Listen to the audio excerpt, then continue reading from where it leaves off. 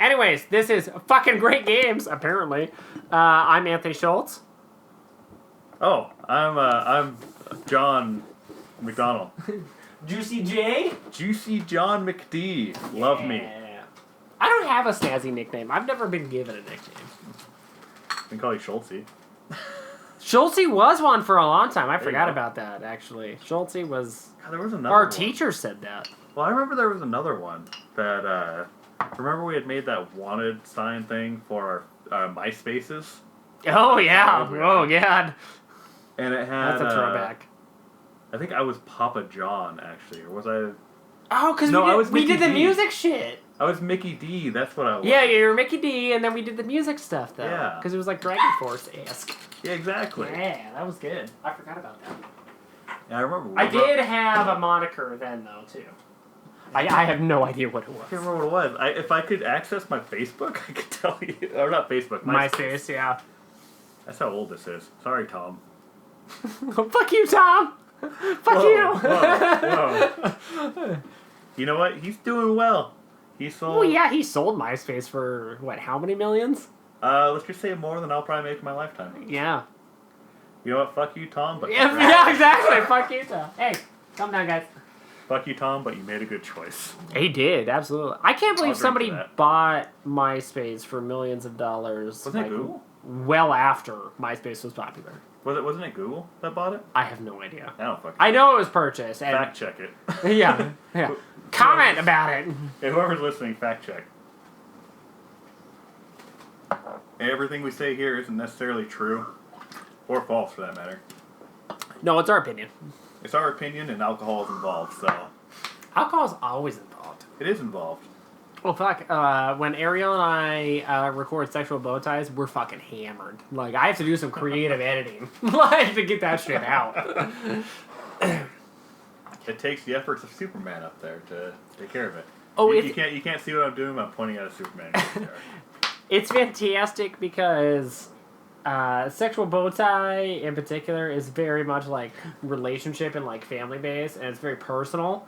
And so it always results into a fight, like by the end of it, and then it's recorded. And I have to edit it creatively to like have it make sense, but it's not just like, fuck you! Fuck you! Now, are you sober when you're editing this? Oh, yeah. Okay, because I was going to say, you know, you get drunken ramblings edited by a drunken Another drunken person? Yeah, not a great idea. Or the same drunken person. Yeah, not good. Yeah, are you saying you're two people now?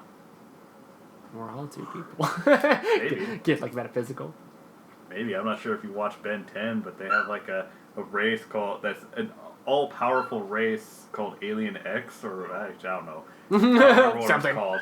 But they have three personalities. One representing chaos. I think it's compassion is the second one, and then reason. Okay. And they all have to. I think they all have to unanimously. I'm dyslexic. Unanimously agree. Don't worry about it. It's fine. Yeah, fuck you. Anyway, they have to unanimously agree to do anything. Okay. So if they need to take a piss, they got unanimously agree. If they need to destroy the universe, they gotta all agree. That's crazy. Yeah. That seems extreme. They end up like the universe stuff. I get a conversation like you're fucking taking a piss. Really? Like wow. I don't think they actually piss, but they're just ever. Well, they end up flying through a group of these aliens. Because Ben 10, he transforms into aliens. Yeah. And so in that one... I vaguely know what that is. I don't think I explicitly watched it, but I get it. I only watched the original series like for a little while. I think it was in high school when it came out, I don't remember. I feel like that's right, yeah. Yeah, but I never watched the later series, and I kind of wish I did. But... It's one you can always go back to. They went from having 10 aliens to like 1,912,000. I don't fucking know. Oh, yeah. Something ridiculous. Right. And they end up flying through a race of these people, and they're all just sitting there still. Okay. And they're like, oh, it takes a lot. You know, they're flying all together, and it's like, it takes a lot to get their attention. It's like, oh, but we don't want it to get their attention. It's like, why not? Because they can blink you out of existence. Yeah, fair enough. And pretty much the reason why they're sitting still is because they're essentially debating in their heads what to do next.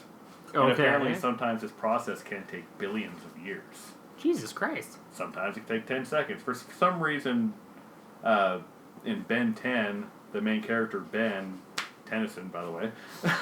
Fair. I remember that. He takes up the spot of Reason for the 3 personalities, which is funny because he's a 10-year-old kid. Yeah, that is a little weird, yeah. You see a theme? 10, 10, 10. Anyways. Yeah. But his choices when it takes forever, it's like a couple of minutes. Well, he's 10. And then he ends up convincing the other 2 personalities just to give him full control, so then he's now a 10-year-old with omnipotent power. The sad part is I relate to this because it's like, fuck, I've got a 1-year-old son. He would probably make a better decision in 10 seconds than I could in 10 years. Like, just at face value, like, utmost morality, like, he could just be like, yep, this is right, this is wrong, and just make a decision. Should I poop my pants now, or should I... Yeah, exactly! And it seems so simple or, like, juvenile, but he totally could. Like, if he could communicate better, yeah, he would totally make a better decision. That's because he has no experience. Yeah, but it's honest, it's pure. That's why it's good. It's honest and pure and stupid. It is, but sometimes the honest, pure, stupid answer is the right answer. Like, oftentimes, actually. Or at the very least, will lead you to the right answer. Yeah. I think he would totally be down with that. Like, yeah, he could totally pop off with something stupid. Like, everybody else would be like, that's fucking stupid. You're a 1-year-old. You're an infant. But it would totally be right. There was a video I was watching. It was making fun of the whole social justice warrior thing. Oh, yeah. And, this guy you and I are fairly liberal, but that fucking term drives me fucking insane for, like, a multitude of reasons. Well, yeah. We can talk about that. I don't remember. Hey, quit barking. There's dogs here. Yeah, there is a lot of dogs here. There's only like 50. It's okay. It's fine. Oh, wait, no. It's a shelter. Yeah, it's a shelter. We're recording in a shelter. Yeah, we record in a shelter because they're the only ones that'll sponsor us. Yeah. Anthony's Shelter. Yeah, pretty much. The Schultz shelter. Where all dogs go to not get adopted. And heaven. But we already said not, so, aw. Well, according to some extremist groups, dogs don't go to heaven because they don't have souls. Yeah, fuck extremists. That's my only problem. I don't care about right or left. The part I don't like is extreme right and extreme left. Oh, fuck. Like, this is a good, like, tangential to go on. So, like, I've been a total, like, Twitter file lately since I don't have Facebook. Mm-hmm. And just today, I don't know, it was like a friend of a friend on Twitter kind of a thing, like, commented on something that Donald Trump posted. I did agree with the person, but I wanted to read through the comments. Right. Like, what does everybody else have to say? Like, is this a general consensus, or is this just, like, a unique opinion? Mm-hmm. And she was in the general consensus kind of, like, category. Well, that led me to a dude who was just, like, super fucking right-wing. And so I clicked on that profile, and I went into that shit. It was great. Yeah, I had a blast with it. Like, I didn't comment or like anything. I wasn't, like, I'm not going to stir shit up, but I do like to read. I do. I stir shit up. I can sometimes. It depends on who it is and the context. It depends on my mood and how much alcohol I've had. Yeah, that's true, too. Yeah. Because late at night, if I'm been drinking, I will totally be antagonistic and just, like, bullshit. Oh, yeah. I do that all the time. I'll just choose anyone, too. It won't even be like, oh, you're far right or far left. I'll be like, you know what? You're the first person I saw. What's your opinion? I disagree. Oh, fuck. Another tangential within a tangential. I did this the other day where... Tangent. Pretty much. Intangent. Sure, it is now. Right. I did this the other day, actually, where I've been playing Days Gone. Mm-hmm. I love Days Gone. I think it's great. I think God of War and Horizon Zero Dawn for PlayStation exclusives, like, did it better. But Days Gone, I think, is up there. Like, top 3, top 5, for sure. That's my opinion. IGN and GameSpot gave Days Gone, I think, respectively, a 6.5 and a 5.0 out of 10.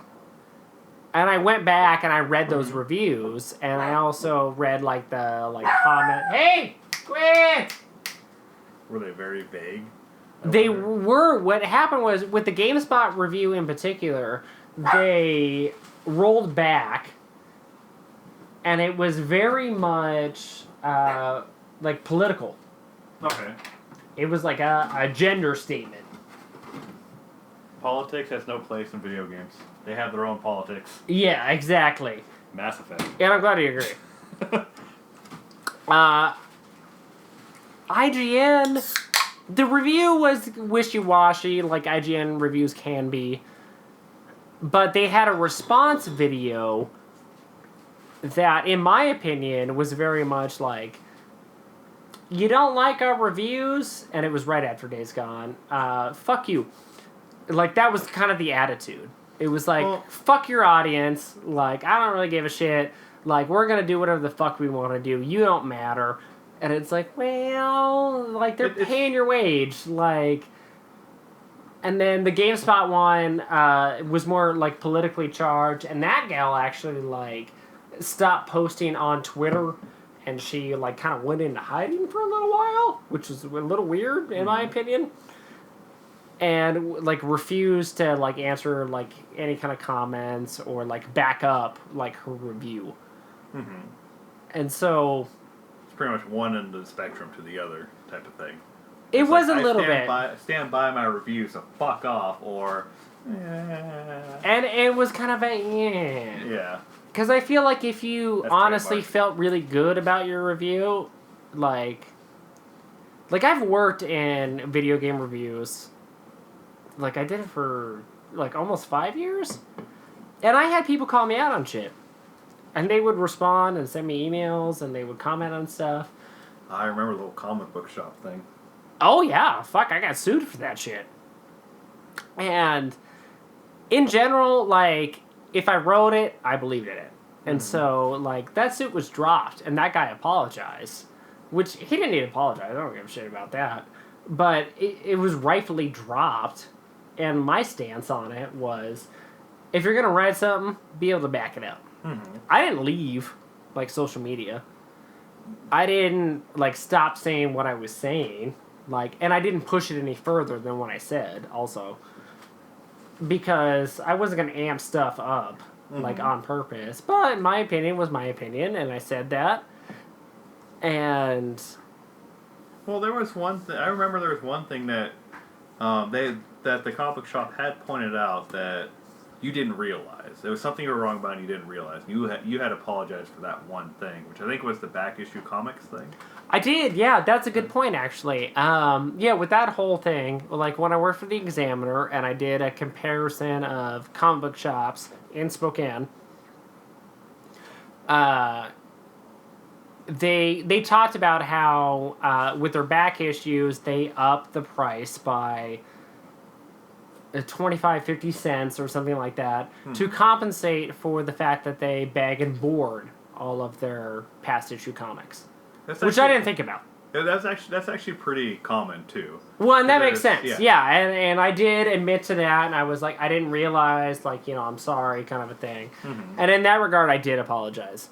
Everything else that I said about them, I was totally down for. It was more focused on, like, customer service and selection and things like that. You know what's funny about that, too, about the customer service? It does seem like ever since you wrote that, their service did get better. Oh, it did get better. Something good did come from that. Yeah. And honestly, which is weird, because I go to the comic book shop actually regularly now because of it. Yeah, they're great. Yeah, they are. By the way, the shop's actually called the comic book shop. We're not. It is. The name. Yeah, we're not being ambiguous. Like it is called the comic book shop. Because we used to go to Merlin's all the time, which they're still great, but Merlin's is great, but I think that the comic book shop has improved. There's a reason why there's like 4 stores now. There is, yeah. And if I were to write a review nowadays, like, I don't think Merlin's would honestly stack up against the comic book shop. Mm-hmm. But I may be, like, hopeful, like, and hopefully I'm not tooting my own horn, but I think the comic book shop did improve after that. They did. Yeah. Well, whether it was because of you or not, maybe... Or just in general. Like, I really don't care. Like, it's just better for comic book readers in general. So that's why I don't care. And who knows? Maybe we just kept going into bad days, too. It could have been, absolutely. Like, I went fairly regularly, especially when I was reviewing all of those comic book shops.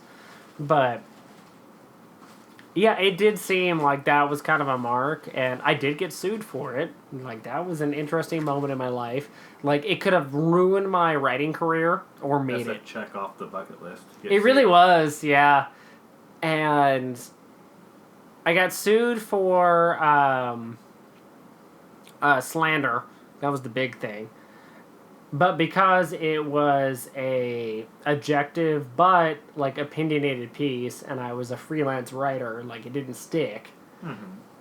And then I do agree with you. Like afterwards, like it did improve. And so if I were to write those reviews nowadays, like it would be a lot different.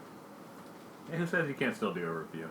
Oh, I absolutely can. I still have my website like going. I need to update it for sure, but I could totally get back into comic book reviews and video game reviews and shit like that. I really need to catch up with comic books in general. I do too, and that's one of the reasons I haven't updated my website. Is because I'm super behind on books and comics, like in general. Well, I've been having a hard time reading a lot of modern comics, and a lot of it's as far as superhero ones go. That obviously I love Marvel. Yeah. And honestly, even DC, I never hated DC. I just love Marvel more than DC. Yeah. But it's the same thing over and over again, or there's a political agenda trying to be pushed. Yeah. And that's something that it's not so much necessarily a bad thing, because honestly, their heart's in the right place usually. But it's either poorly implemented or unnecessary. Yes, I agree. And I'm not going to name any specifics because I just don't want to. I gotta take a piss. Keep going. Oh, I'm talking now. It's all you. Why is your microphone white but it says it's blue? What? I can't. I guess I'm still talking. Well, this can is blue, so honestly it should be called blue. I really don't know what else to say. I mean, I'm only half of the reason this podcast is here. He's the other half. I do have a dog though. If you guys ever want to experience happiness, get a dog or a cat if you're a cat person. I'm not. I like other people's cats, not my own.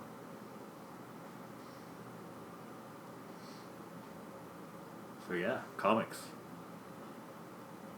I've always preferred Marvel over DC. A lot of it has to do with the core of their universes in general. With DC, it's always the best of the best. Oh, actually, he's back. We can talk about this again. What did you say about me? Nothing. I just talked about how you need to shave. I don't know. Did I say that? No, the beard's great. The beard's great? Yes. You know, it's better now than it used to be. Oh, it grows in way thicker. You remember Lee in the Browns Edition apartments? Oh, yeah. You had kind of that beard going. Oh, fuck. Well, I had, like the patchiness on the sides, which a lot of guys get. I had that constantly for a long time. Oh, yeah. Drove me fucking crazy. And then, I don't know, in recent years, like the last year or two, I've got, like, deep, like, white and gray, like, stripes on the sides. God, I want that so bad. It's great. I like it, like, to be honest. Yeah. Like, as we've gotten older, it's like, if you're gonna go gray or white, especially as a guy, like, that fucking twin stripe, like, on your beard, great. And then I've got a weird, like, white whiskers on this side of my mustache. I don't know why. I get weird little white whiskers in my beard. What I really want to have is the white strip right here. Oh, yeah. So... The Reed Richards white yeah, oh, strip. yeah. And that's always what I think about, too. My uncle, my dad's brother, who's not technically genetically related, he did that. He went white, like, just at the temples. And that was it. And he looked like Reed Richards, like he did. My dad more salt and pepper, and I'm more salt and pepper as well. Like it's like intermixed in my hairline, and then I have the twin stripe in my beard, which is kind of cool. But I feel like I'm gonna wake up one day and my hair is just gonna be white, and I feel like Megan's gonna be pregnant that day. Like we're gonna like correspond, right? It's like I can sense it. The stress has come. So because she's pregnant, you've gone white. Exactly. That'd be great. Yeah, but yeah, fuck. With the last, like, a year or two of, like, stress in my own personal life, like, with work and family life and all, that kind of stuff, the basic stuff we all deal with, I have definitely gotten, like, more gray and white, like, since. Like, beforehand, it was, like, not a gray hair to be found, but since then, oh, yeah. Like, I got a couple little whites, but nothing. mine's becoming more, like, dominant, but it's coming in the right way. Like, I'm not balding, which is great. I love that shit. I'm not thinning out. Like, I got thick fucking hair. I'm Give good me a with razor, that. I'll take care of that. Hey, no. We'll give you the reverse mohawk. Don't do that. That's a bad idea. I Or think it's a great idea. the stupid fucking neo-Nazi haircut that everybody fucking has. Fucking shit. I hate that shit. Actually, I'm not actually 100% sure what that is. I only know, like, the shaven, skinhead. I'm thinking like the shaved sides with the long top. Oh, the one that used to be like like the tough guy haircut, Yeah, which turned into. I don't know what the history is behind it, but yeah, it reminds me of like fucking neo-Nazis. Like, and there's a lot of people that did this with like the Trump administration and shit like that, where it's like close shaved sides as if you're military, but you weren't, and then you have the long top, and it's usually asymmetrical. It's like one side or the other. Like, I don't like that shit. It reminds me of Hitler's come over.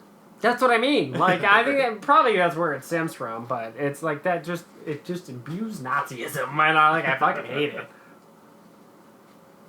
It has become very popular for whatever reason. It doesn't make any sense. Yeah, I don't understand. Yeah. I should get like 12 nose rings. Oh god, that'd be crazy. That'd freak me out. I'll get like 1, 2, 3, 4, 5, 6, 7, 8, 9, 10, 11, 12. Like the bowl. Gotta get it all. Yeah, do it. I'm gonna get like a Swiss Army knife in my ear. Ariel kind of like teases me because I have my ears pierced and you can see it, but I can't see it. I haven't worn an earring since I was like 18. So it's been like 12 years since I've had an earring. I haven't worn an earring since ever. I had one of my ears pierced when I was 9. And at the time, like, because of our age, it was like one ear meant that you were gay for whatever fucking reason. Didn't Aaron Carter only have one ear pierced? I have fucking no idea. And then it was like, if you had the other one, like, you could have an earring, but you were straight. So at 9, which I didn't know what the fuck that shit meant, I had the straight one, like, low pierced. And then at 16, I had the other one pierced. Well, there you go. I think that shit was stupid as fuck, but... So if one ear means you're gay and the other means you're straight, if you have both of them, does that mean you're bi? It would stand to reason, wouldn't it? Right? Yeah. I have no idea how the fuck that shit started. It seems bizarre. I don't know how any of this stuff starts. It's like, oh, hey, fashion. By the way, you wear this, you're gay. You wear this, you're straight. You wear this, and you're, I don't know. Well, I feel like Puerto Rican. We bridge like 2 to 4 generations, though. So it's like stuff that was in like prior generations, like kids nowadays don't know about. God, we're in a generation of change, is what it is. Because I feel like maybe because like we're millennials. I have a son. Like, he's Gen Alpha. There's an in between generation, Gen Zers, from us and our parents, and then our parents are either Gen X, Y, or baby boomers. And so it's like Gen Zers we have no relation to, like, at all. Like, most of us. And then it's like our kids are Gen Alphas, but it's like we straddle so many generations nowadays, but we're the influencers. Like, we make the money, like, we kind of dictate where, like, creative shit goes, because Gen Zers don't make enough money. Gen Alphas don't make any money. And Gen Xers are super small. Gen Yers are super small. And baby boomers are getting old as fuck. So I love the whole Zennial thing. Or Xennial, or however you want to pronounce it. Well, I really like how we try to blend generations to, like, add credence to another generation that's small. Like, that's great. Which is exactly what that is. What's funny about it is they're like, okay, we're not millennials, we're Zennials, because we don't have we didn't grow up with what was it? Like the internet or something like that. Yeah, there was a very specific technological which we're on the end of that. We are on the end of that. We're technically this Zennial, and I'm like, they're like, don't associate us with the Millennials. We won't do the stupid shit they do, which is a very millennial thing to say. We're like, it is a super millennial thing to say, and they're like the most millennial because of it. Mm-hmm. Like, I feel like you're making an excuse. Exactly, and what's funny in the description, like when they describe it, we're millennials that were in this period. You just admitted you're fucking millennials. We're millennials. Like, I mean, anybody from the age of fucking, like early 20s to 35, we're fucking millennials. Maybe instead of trying to separate yourself from the rest of the millennials, stop acting like what people think millennials are. Exactly. Shit. Like, own up to it. Exactly. Like, no, we're not like this. Like, Ariel and I actually had a good discussion on sexual bow ties about this. We were talking about different generations. On top of sexual bow ties or the podcast sexual bow ties? Probably both. Knowing you? It could be. Probably both. Now it goes to the question, what is a sexual bow tie? It's nothing and everything. I'll go with it. Yeah. I'm going to be existential here. It's everything and nothing. The microphone's still white, but it's still yelling blue at me. It's a blue mic. Don't make fun of the mic. I love this mic. It's the snowball, and then it's next time you come over, I'm gonna spray paint this thing fucking blue. I will be happy if you do. I will. I'll do it just because of you. Beautiful. If it's not, then I will complain. You should. And if I don't, complain. Exactly. Yeah, we'll do our next podcast and you'll complain. Even if he does, I'll complain. I'll say it's white. You guys can't see it. Wow! Wow! But no, Ariel and I discussed like the difference between generations and sexual bow ties, and that was one of the things we talked about. And it's one of the things I actually brought up and she agreed with, is everyone talks about millennials being like the participation, like trophy generation, like the generation that was handed everything. God. You know, in some way, on a very literal sense, that was very true. Because I remember being in Little League Baseball, and the team I was in Little League Baseball, we hadn't won a single game. We fucking sucked. No, fair. I know, because I kept track. I'm a very competitive person. Yeah, me too. And I remember when the trophies were being handed out, and they handed me the trophy, I'm like, why did we get this trophy? Why the fuck did we get this? We suck. We suck. We shouldn't be getting this. What I should be getting is lessons. Instead of spending all this money on these now plastic trophies, because my siblings got fucking metal ones. Fair. But instead of spending money on these plastic trophies, maybe spend money on baseball lessons. Also fair. I mean, shit. That makes sense. That being said, actually playing baseball is fun. Just watching it just sucks. I was going to say it was boring, but... Yeah, watching baseball is boring. It's very boring. But my point in that kind of argument was, who gave us participation trophies? Like, did you actively decide that, hey, like, I was involved, like, man, I'm going to shell out some cash and go to a trophy store and pay for this so that me and all my teammates can get participation trophies because we were involved, even though we sucked. It doesn't really matter. Like, I want everybody to be celebrated. It's like, actively as a kid, no, you didn't fucking do it. Our parents did. Yeah. And it doesn't matter what generation they were a part of. It was like they paid for it and thought it was a good idea and then handed out those trophies. Mm-hmm. And that's like, well, if you're gonna, like, be pissy and pissed off about it in general, like, blame yourself. You fucking did it. I was a fucking 6-year-old. Right. Like, I didn't do that shit. No. I do think it's foolish. Like, a lot of the things that were made fun of for our generation don't make any sense. Yeah. It's like... Well, I don't know. It makes sense and it doesn't. Because still what they say, what people say about our generation is true. It's just they don't think about the reason why it's true. Yeah, I agree with that. So, I mean, it's not so much that it's bullshit, it's just that it's... But is that more indicative of, you know, Gen Xers and Gen Yers and baby boomers, or is that more indicative of our generation because we were given that? And honestly, I don't know. And the reason like, I feel like their reasoning is more, like, in tune to their generations, not ours. Like, for granted, we reflect that. Right. Like, because we dealt with it and because we lived through it, it is imbued into our generation. But because we weren't the causality and we couldn't be, like, I feel like those generations who are calling us out, like, can't say shit in that regards. There's other things they can. But in that regards, it's like, nah, that was you. Like, that wasn't me. Like, you're the participation trophy generation, and, not us. And I agree with that to a point, but at some point, we do have to take responsibility for our own actions. And And I agree with that shit. Like we can go ahead and be like, oh, that we can go ahead and be like, oh, I'm this way because I was raised this way. But at a certain point, at a certain point in your life, can you still say that?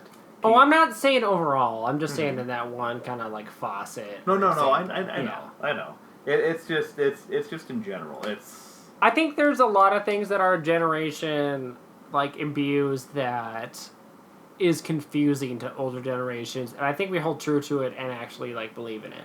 Well, if you think about it, it's not in that regard. We're not any different than previous generations. Hey! I mean, what generation really admires the generation after it? Oh, never. You know, there's always going to be a problem. Like, I had a knock on Gen Zers just a few minutes ago. Like, yeah. And my son's a Gen Alpha, and I fucking knock on him all the fucking time. Yeah, but he's also still pooping in his pants, so... Yeah, that's why it's easy. You can knock on him. It's easy. Yeah, it's great. I don't poop in my pants, mostly. Yeah, fuck you. You don't know what's going on, buddy. Exactly. I do it all the time. I sure brought clean underwear. Aww. TMI? That's a highlight. I should have brought clean underwear. Aww. Just that. Just that. There we go.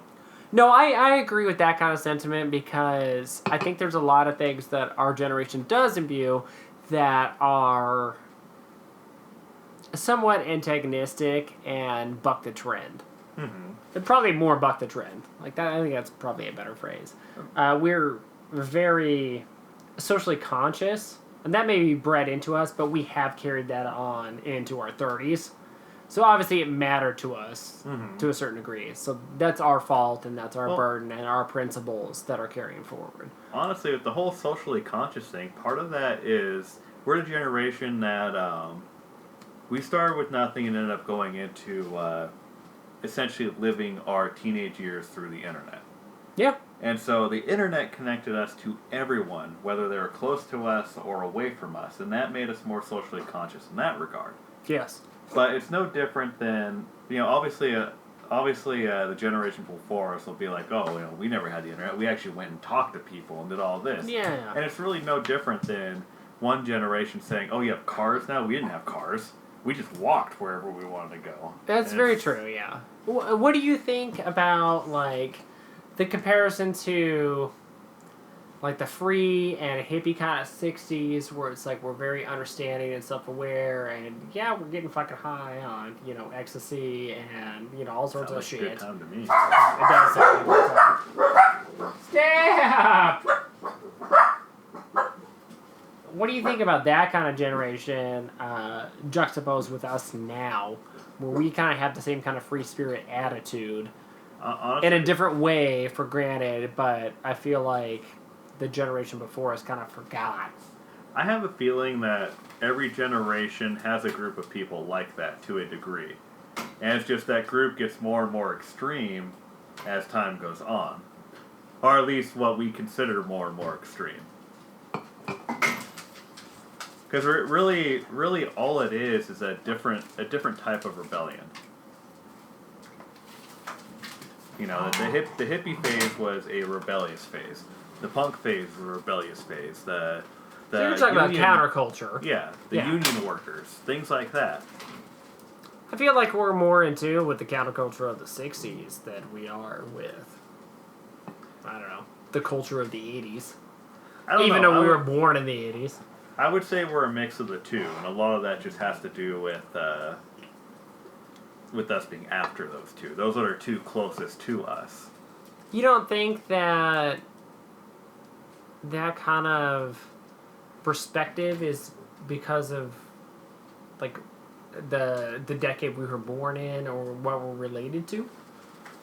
It's possible, but it could also be, again, because of the whole social aspect of our upbringing.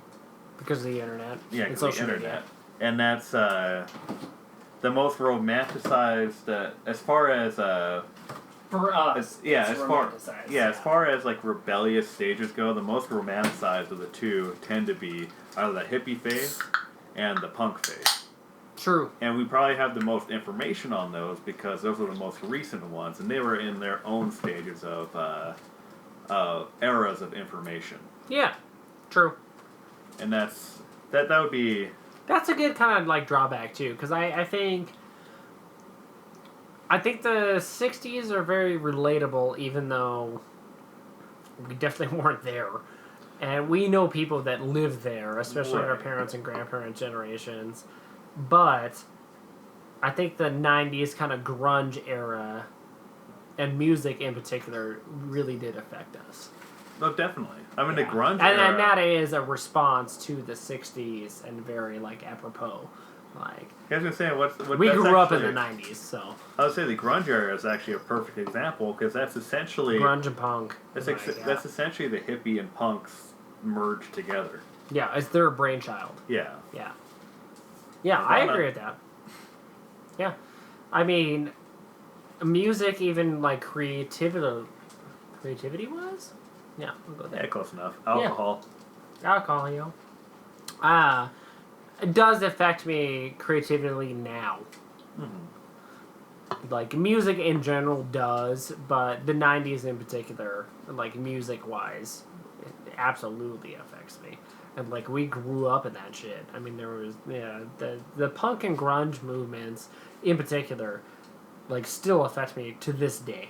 Mm-hmm. Like, I still have, like, throwbacks and, like, drawbacks to that genre and, like, what they've become, or, like, drawing back to old punk and grunge musicians. Right. Like, it affects me. Like, absolutely. And I think that is a good response to the kind of 60s movement, like, culturally. Mm-hmm. Like, I think that's a valid point. I go with that. We are a video game podcast, though, so... What? Well, yeah, I was saying, what, we haven't talked about video games. No, not at all. Like, we've definitely dived into, like, politics and, I don't know, cultural movements. Politics don't exist. They shouldn't. Well, yes and no. I don't know. Honestly, I don't know. I couldn't give you a good... But we'll talk about games now. Okay, yeah. Castlevania. I don't know. Castlevania is good. Yeah. Oh, photo. Photo opportunity. Dracula X. Oh, I'll get you. Yeah. Get these ROM hack games in there. Yeah, so what did you bring me over this evening? Oh, so I brought the Superboy by Hyperkin. And I can't reach it. There it is. I'm grabbing onto the greatest fighting game ever made. This is Sailor Moon with Japanese letters. I only know it's Sailor Moon because that's clearly a picture of Sailor Moon. Yeah, fair. There you go. You can look at that. No, it's fucking awesome. It is. Superboy's legit. That's probably like I said, that's the only model of it that's really any good. Because Hyperkin made the Superboy, Superboy S, and I think there's S Plus, and this one's the SFC, which is considerably better than all the other ones. I've had issues with the others. Fair enough. You're more knowledgeable about, like, old school, like, consoles or even new consoles that try to replicate old consoles than I am. I've just tried a bunch of them. It's like Hyperkin is probably one of the biggest companies as far as aftermarket game consoles goes. Yeah. Because they have, obviously, the Retrons, the Retron systems, 2, 3, and 5, and then the Superboy, which is somewhere. You moved it somewhere. Back there. You brought it back there. And they're great. The Retron systems I'm not a huge fan of. They work. Yeah. The systems work just fine. That's not an issue. But as we talked about earlier, their pins for their games are just too tight. Yeah, So I didn't know that. Yeah, they end up stripping the cards on the. I tried to get you up, Kat. You didn't come up here. She wants food. Okay.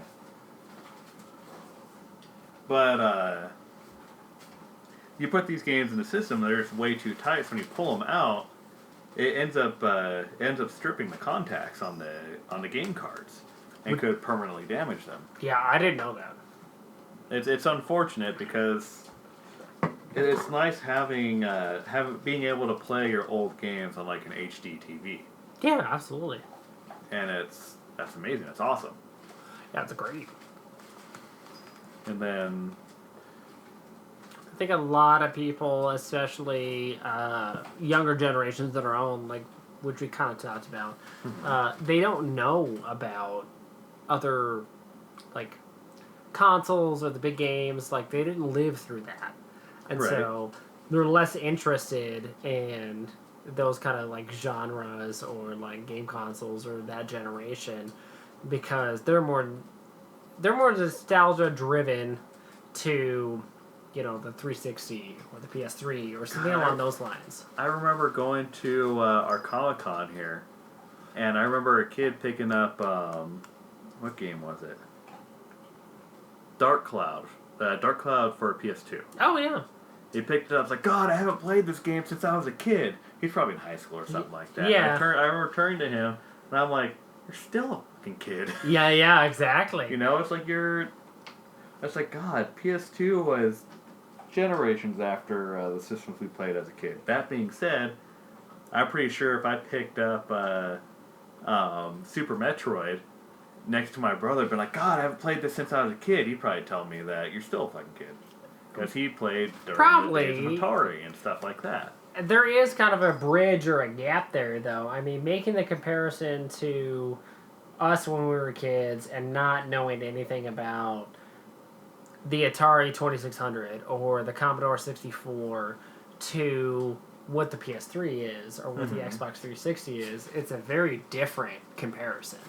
It is a different comparison, but especially since with the video game crash in mind in the 80s, like, to now, or even early 2000s, which is 20 years ago, it's a different comparison.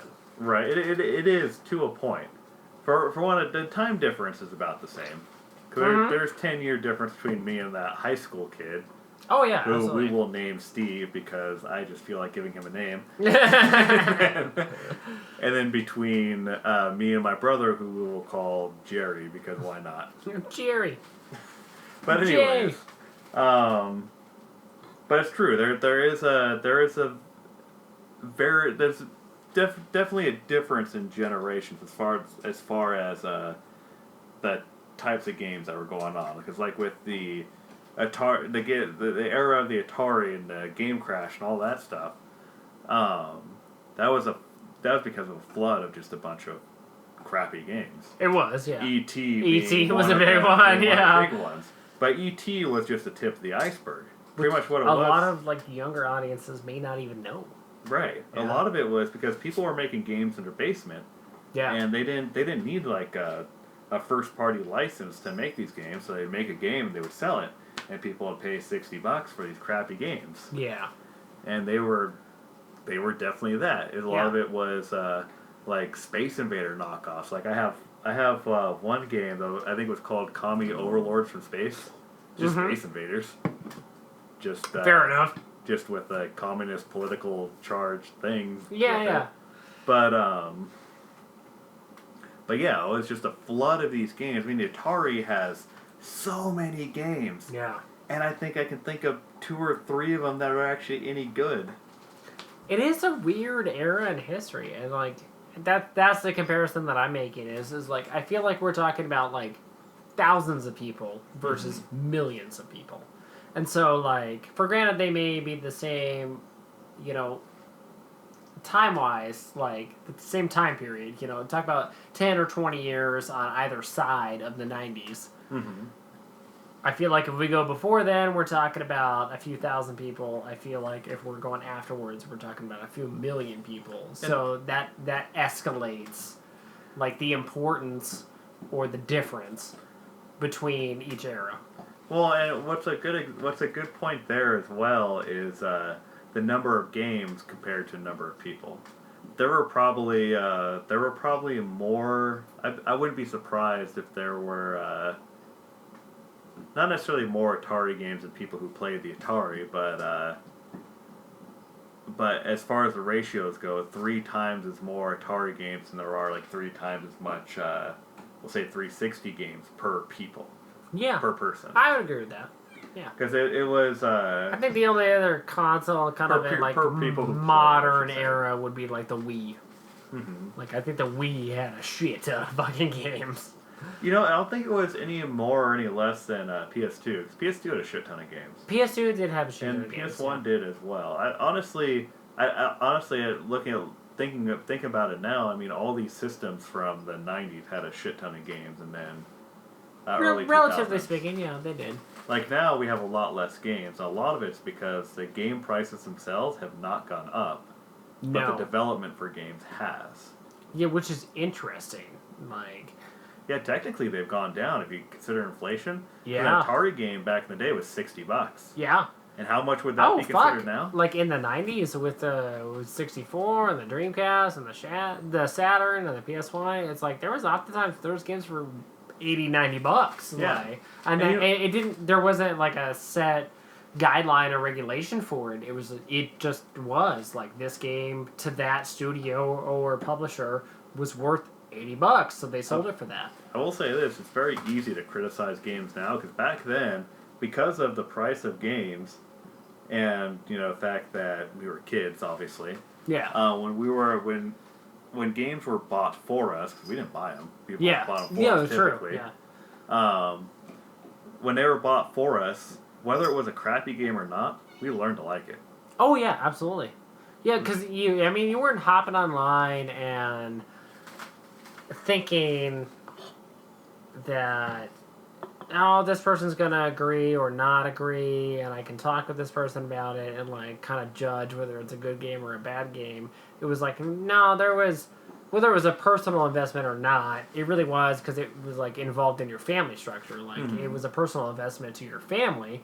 Your mom or dad bought it for you. You learn to like it and you learn to play it and you kept with it.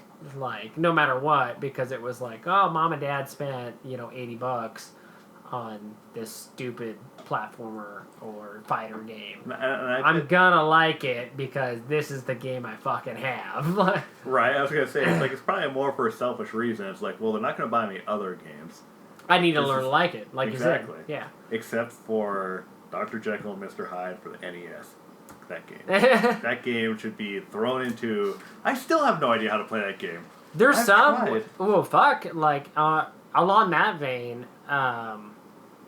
like some of the Disney games that came out for Lion King. They were multi platform, but I played Aladdin and Lion King on the Sega Genesis. Those games are hard as fuck. Those games are great. I love those games. They're amazing. Absolutely. I beat them when I was a kid. I cannot beat them as an adult. That's crazy. Yep. The first time I beat... have you played the first Castlevania? Yes. It's fucking hard. It's really fucking hard. When that game first came out, I remember... I wasn't old enough, obviously, because that game came out, I think, around when I was born or before I was born. I don't remember. Right in there, yeah, early 90s. I remember reading a Nintendo article on that game, and even Nintendo Power people couldn't beat it, but people were beating it. And the first time I beat that game, I was 12 years old. I want to say. Yeah. It might have been 11. I was still in San Jose. That's fair right there. But that game was hard. Yeah. And that game was very intelligently laid out. Yeah.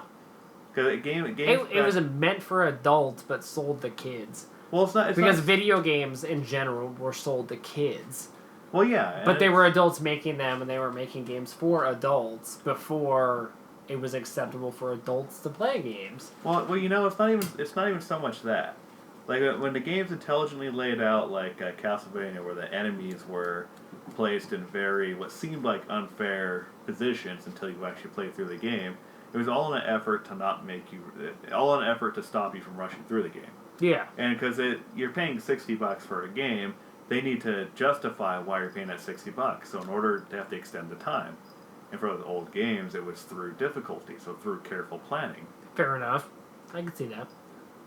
Whereas you get Castlevania 2, their way of extending in Castlevania 2, the way of extending the time of the game was through grinding.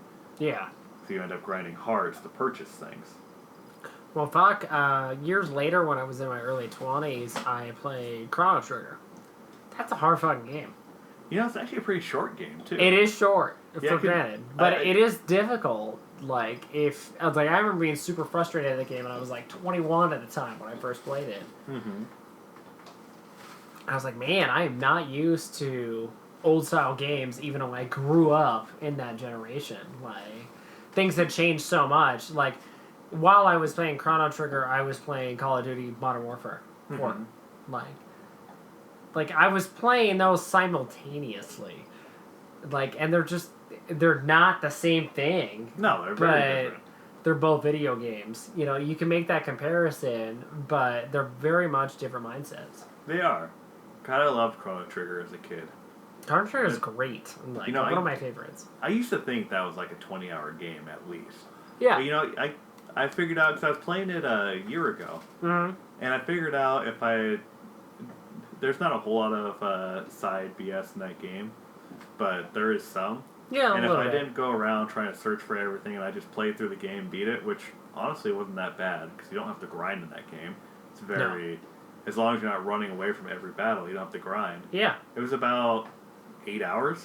That's crazy. I didn't realize. Honestly, if you're just playing through, it makes for a pretty good single session play throughout the day. Interesting. That'd be a good one to stream, probably. Yeah. It's a really well thought out game. You know what's funny? You know when Chrono dies in that game and you have to go and get the doll to prevent his death? Yeah. You don't have to do that. You don't have to have Chrono through the rest of the game at all. That's what I really like about that game in general, is like, you know, from the beginning of the game, you can go and fight the main boss and beat it in a few minutes. Like, if you're that good, you can do that. And it's fine. Well, you're talking about going through the opposite teleporter? Yeah. You can only do that after you've beaten the game. That particular... Oh, I didn't know that. Yeah, because you can't do that when you don't do a New Game Plus. So there's nobody good enough that can just fucking beat that shit? Well, he'd be too powerful for one. Fair enough. Because there's no way. That's interesting. That's kind of cool, though. Yeah, and that's the only. So a second playthrough, you could beat it in a few minutes, so. Yeah, second playthrough, and I've done that, and it's really cool. You get, honestly, the ending's fairly lackluster, but what it does is it puts you at the end of time section of the game. Yeah. And it has a bunch of characters in the end of time. They're all the developers. And so okay. You talk to developers and they have their name and all that fun stuff and a little blurb that That reminds me of the original Prince of Persia. Okay. You could find like a separate room that had all the developers and their portraits and stuff, and you could talk to them. That was a good franchise. That was a good friend. Was. Keyword on was. It was, yeah. That's the sad part. Honestly, that one for the 360, which I still enjoy, don't get me wrong. The cel-shaded one? Yeah. Yeah. I played the fuck out of that game, but... I did too. It really wasn't that great a game. I don't like it when games take away your ability to die. Yeah. I get that there's which is big at the time. Yeah. Yeah. Which I get there's an achievement for not getting rescued or in a position where you're going to die. I get that. Yeah. But I didn't platinum that because of that. But I ended up getting that achievement because I'm stubborn. I thought about it because like Prince of Persia is one of my favorite like franchises ever. I thought about, and they have a lot of HD ports of the older ones, like rolling back through and like platinuming all of them. But I have not yet. But yeah, that game it really wasn't a very good game. I enjoyed the game. I did enjoy it. I did too. Going back and playing it, because I could play a bunch of 360 games I used to play. Yeah. Like going back and playing that one, it's like, I get bored. I do too. I feel like there's no difficulty to the game itself. There's not, especially when you are like aware enough to know of Sands of Time, or even that trilogy. Like even if you include like Warrior Within or the Two Thrones, like that trilogy is fucking great. And so then when you stray outside of that into the cell shaded like Prince of Persia, it's like, it's not the same. It doesn't have the same charisma to it. And it didn't have to be the same. It just had to be better than what it was. It didn't have to be the same by any means. Like they could have soft rebooted it easily. But if they had captured that same kind of lightning just in a different way, like I totally would have been down. But that game, which I do love and I've played a couple times, it doesn't have the same charisma as Sands of Time. No. Sands of Time, which is a reboot as well, captured a different special kind of lightning. And it like that game I could play over and over and over again. It's great. Like that game's up there in my top, 25. Easily. But the cell shaded one, which is another reboot, not so much. Like it's a good game, but it's not in the top 25. Like it just isn't. Not even in my top 50. I don't think it's even in my top 100. Yeah, the same. But Sands of Time would be. I would say if I played a lot of games, it'd be very hard to get into the top 100. I agree. Like I just looked the other day on my PS4 profile. I have like 400 games purchased or something ridiculous. And that's just for the PS4. Yeah. Not any other console or what I like strictly own or like physically own. Sands of Time though totally would make that cut. That's fair. Like in my opinion. Like that ranks up there with like the original God of War, the first Devil May Cry, like that kind of genre and style of game. It would totally be up there. That's fair. Yeah. I played the first Devil May Cry, I don't know how many fucking times. But I platinumed the first God of War twice. I don't remember, was it the second or third Devil May Cry I didn't like? Which one was Dante silent in? The second Devil May Cry. Yeah, that one's bad. Didn't make me... The gameplay's great. The story fucking sucks. It's awful. You know how in the first game he had this smart-ass main character with all these very 90s quips and outfits and everything else? Yeah, let's make him silent. That's such a weird choice. Yeah. Like I did watch like a pseudo documentary on YouTube about that though. So with the success of the first Devil May Cry, they pushed out that one, and it was a different development team that made Devil May Cry 2, and that's why it was like that. It was like hastened, and then it wasn't the original staff that made the first one. You mean hastened games isn't just a modern era thing? That was done in the past as well? Totally was, yeah. There's a lot of good turnaround and a lot of franchises. Virgil. Speaking of Devil May Cry. Yeah, I got Virgil on my shoulder. I have Virgil, Dante, and Trish. They're all evil. Have you played Devil May Cry 5? I haven't yet. I want to. So fucking because I love 4 and I love that Nero's back. And instead of having a demon arm, he has a robotic one. He does. And that's kind of cool. I like the idea. And there's good spoilers for the end of that. Like, cool. It's got a good ending. Especially for Nero. Mm-hmm. Yeah. It's like Game of Thrones. There's good spoilers for that, too. Yeah, Game of Thrones. I'm tired of that shit. You know, I only watched up to season 4, and I think it's great. I actually like the series quite a bit. Do you? I do, but let's talk about this shit. We talked about enough video games. Okay, sounds good. Game of Thrones. Yeah, let's do it. So I ended up I did end up watching the last couple episodes without watching the rest of the series. I'm catching up right now. Okay. And people hated season 8. Yes. Or at least the last 2 episodes. I did see that on Twitter like quite a bit. And one of the things people hated was I can never say her name right. Daenerys. There it is. Daenerys. Cersei. No, Cersei's the other gal. Yeah, she got killed by some rubble. Fair enough. Yeah. I thought it was fitting for her. People thought Daenerys, yeah, the Dragon Queen. Okay. Yep, the Dragon Queen. So she ended up kind of snapping. Okay. Have you watched any of the series at all? I watched the very first season with Sean Bean. Okay. Because I love Sean Bean. And I read the first novel. And I Okay. have all the other books, but I haven't read them yet. Okay. Well... That's my favorite reference. But I don't care if you spoil it for me because I have read about the whole series all the way through, like the HBO series. Right. So I'm good. So Daenerys ends up snapping after Jon Snow ends up finding out that he's actually a Targaryen too. Yeah. And he ends up going to ascend the Iron Throne. And Okay. so Daenerys is pissed off for several reasons. She has lost her best friends. Her entire livelihood that she's been working for throughout the whole series has essentially been taken from her. Okay. So she's throughout the 8th season, all these strings that held together her sanity kept getting cut. People were saying that this was a very abrupt thing. Like, they didn't build up to this. And I'm like, So were they like, I don't know, like fans, or like did they have their hearts invested in Daenerys? And that's what I think a lot of it is, because she was a phenomenal character throughout the series. She Yeah, really no, was. I liked her. Like, even from the beginning, Yeah. like, I mean, her relationship with Khal Drogo, in particular, who's now Aquaman, I really loved. Like, and I have a Khal Drogo like Funko Pop that I had Yeah. in my sob, like always, like, because Khal Drogo I loved, so I thought it was great.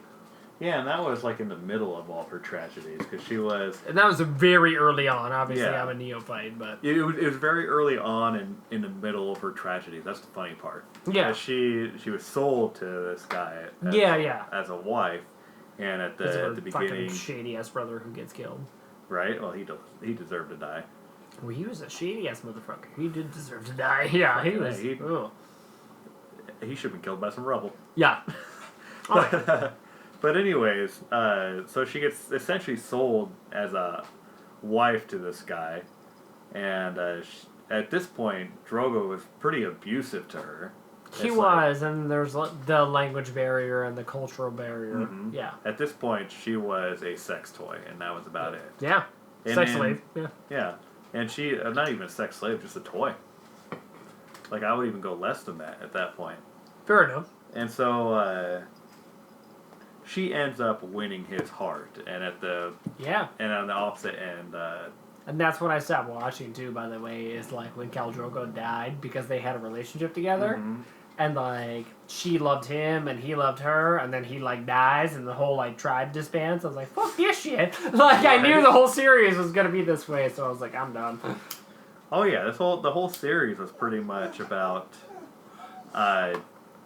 destroying the expectations that you have.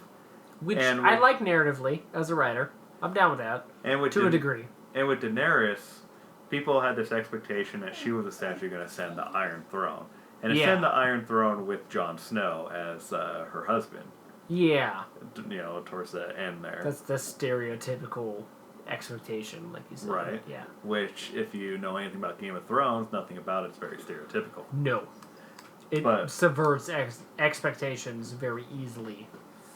But as she goes through the series, she ends up her first real big change, as far as her personal strength goes, was, maybe it's not her first, but this is the first one that I consider major. Yeah. So she goes to this slave city, and she ends up wanting to buy a bunch of slave soldiers called the Unsullied.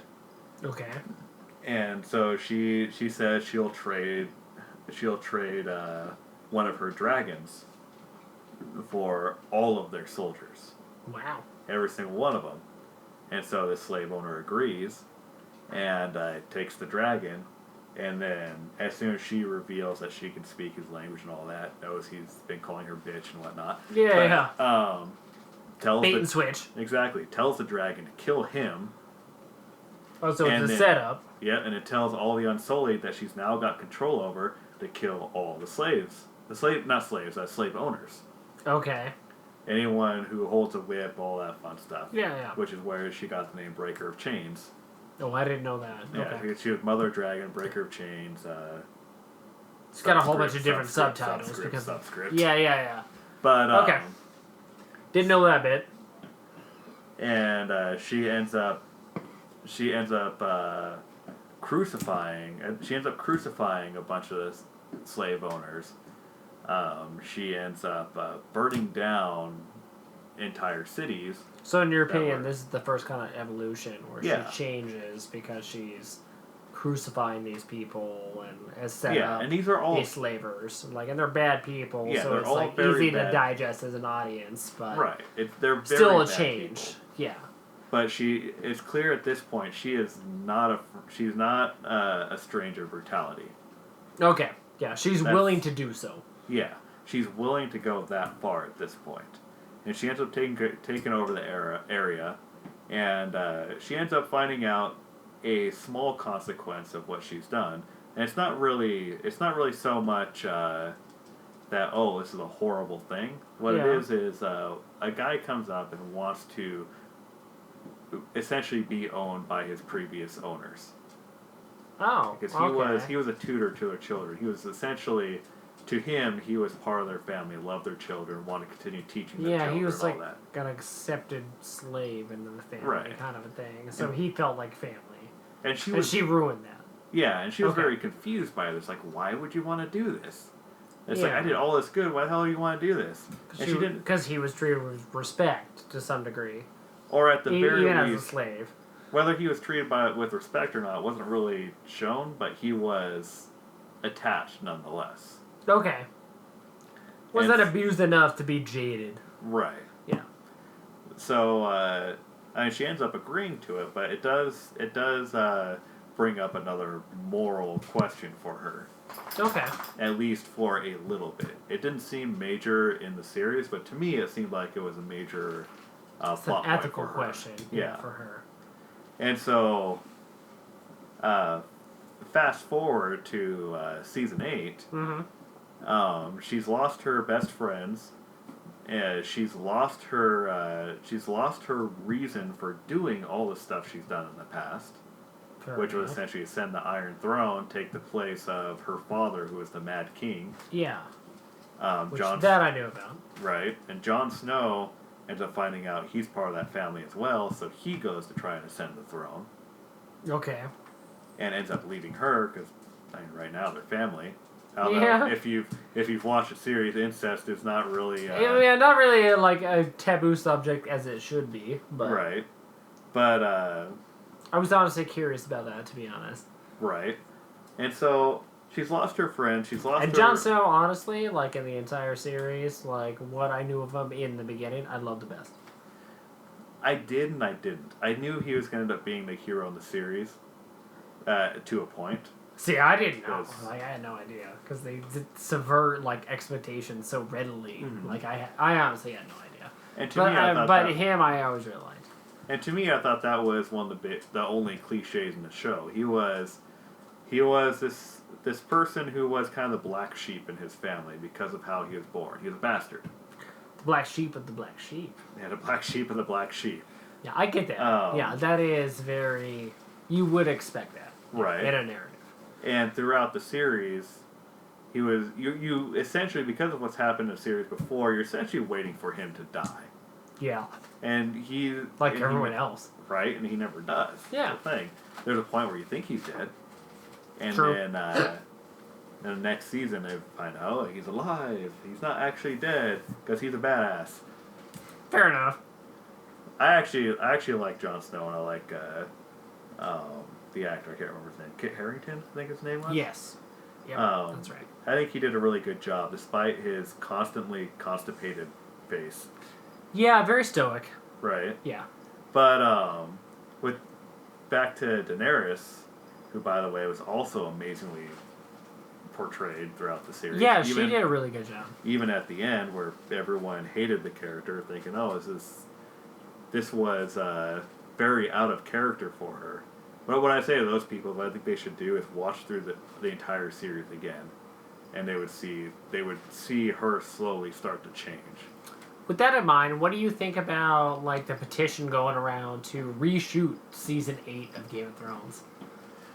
Well, I think it's about as ridiculous as us trying to petition for Firefly to be remade. I mean, seriously, people just That's fantastic. I agree. People just need to get over it. Yeah. You know, honestly, it wasn't as bad as people say. It subverted their expectations in a way that they did not want. Yes. And And from what some I've people- seen, even like social media wise, I agree. And some people are calling it like an anti-feminist thing, and of course they want to make this shit political. It's not political. Ooh. A person wrote a story, and that's all it is. I'm stroking my temples because that fucking hurts. Well, I don't remember what politician it was. I think it was someone trying to run for president or whatever. I don't fucking know. There's so many people running for president that it probably is. Right. I'm so separated from politics at this point. Because, me too, unfortunately. Yeah, I probably shouldn't be. But I probably shouldn't be either, but I feel the same way. But what I remember, the one statement this woman said was, "This show is clearly written by men." Oy. And I'm like, well, fuck. Just today I was watching, like, clips about Miss Marvel. okay. And it was posting all over Twitter and stuff, and it was like a deleted scene that wasn't in the film. I haven't watched it yet. And there was like a ton of fucking comments about it. I want to watch it too. I mean, it's a comic book film, so I'm down. I want to see it. She's, as far as female superheroes go, she's my favorite. Which is really funny, like, and I think this podcast is gonna do well because of this kind of shit, is she's my least favorite. Like, she drives me fucking crazy in the comic books. I don't like her at all. And now, she might have changed fairly recently, but she's always been I'm in the same place comic book wise as you are. So, okay. I think our opinions are, like, of the same kind of era. She's always been a very strong-willed character. That doesn't bother me so much. It's in my opinion, the writing for her has always been really weak. And from what I've heard from women who have gone and seen the film, she's not a very great actress, and it's not written very well for her. You know what's... Which is bizarre in my opinion, because there's been a lot of kind of, like, feminist rights movements based on this kind of shit. And who's the actress? Brie Larson? Yes. Is that who it is? So, here's a funny thing. You know, have you seen Avengers Endgame yet? Not yet, no. Okay. Well, Avengers Endgame... My little one prevents that shit, but I do know all the endings and secrets of it. Well, I'm not going to give, like, any spoilers or anything like that. I don't give a shit. Somebody already spoiled it for me. Well, yeah, I mean, it's been out for a while now. Yeah. But still, nothing I'm saying here is going to be spoilers for that. But, that was actually Brie Larson's first portrayal of Captain Marvel.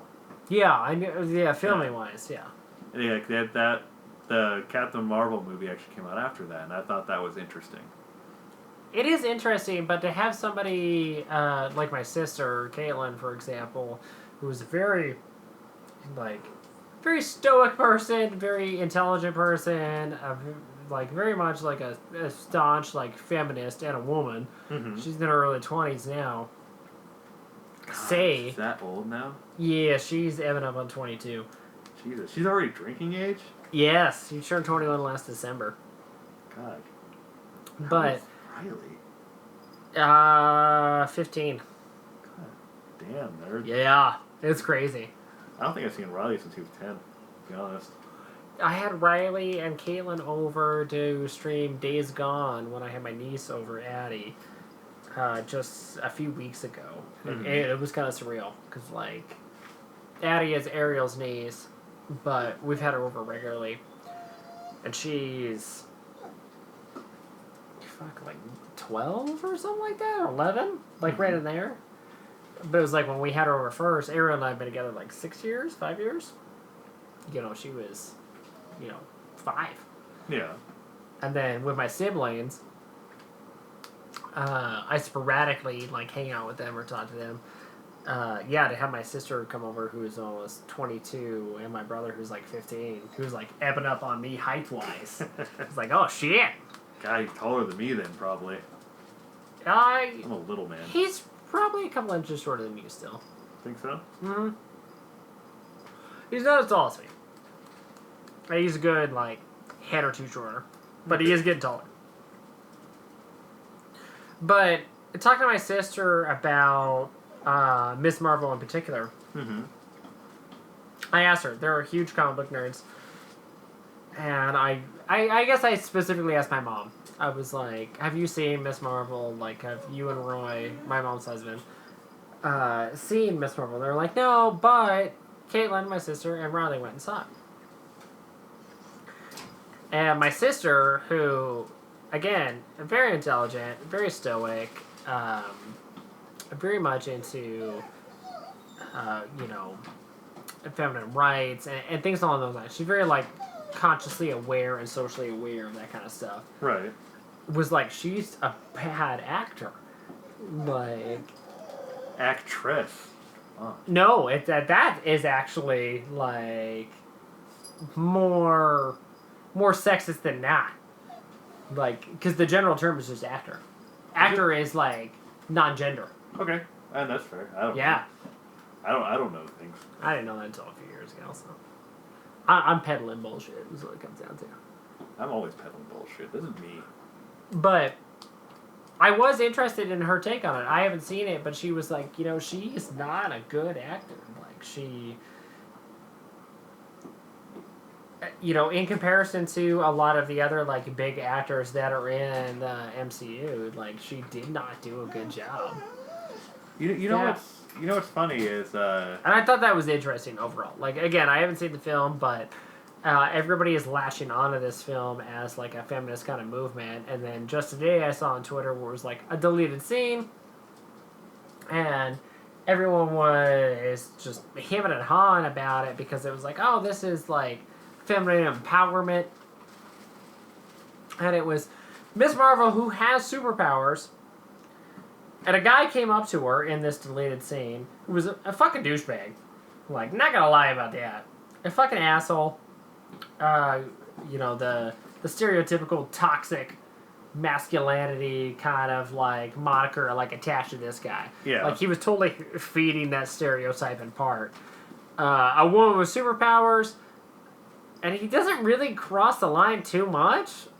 Like, but he's a dick. But yeah, just enough for her to practically, like, break his hand, mock him, and then steal his shit and hit him. Jesus Christ. And it's like, is that really feminine empowerment then? Like, making that comparison? Because, like, men and women don't have superpowers, and it is just a comic book film. I get that shit. Mm-hmm. But does that really, like, embolden, like, young women who can't do that? And then doing things that are illegal to somebody who, was a dick and a douchebag who didn't do something illegal? Like, what's the line there, I guess? Like, women have been slighted for fucking decades. I get that shit. Mm-hmm. Like, that doesn't bother me. But in this context, in 2019 or 2018, like, I guess it's 2019 when that film came out. Does that really show, like, both genders, like, that is, like, a good way to handle things? And that balances, like, the scales? No, in fact, that's something... I don't think it does, in my opinion. But... Well, in fact, that's something that's complained about with men's attitudes, being aggressive towards... And that's kind of how I took it. Yeah. But by the way, I am happy that you call her Ms. Marvel. And not because of any sort of sexist reasons or anything like that, but when the character was called Ms. Marvel in Marvel Comics, she was a way better, way more well-written character during that time. She was powerful, she had pretty much all the leadership qualities of Captain America.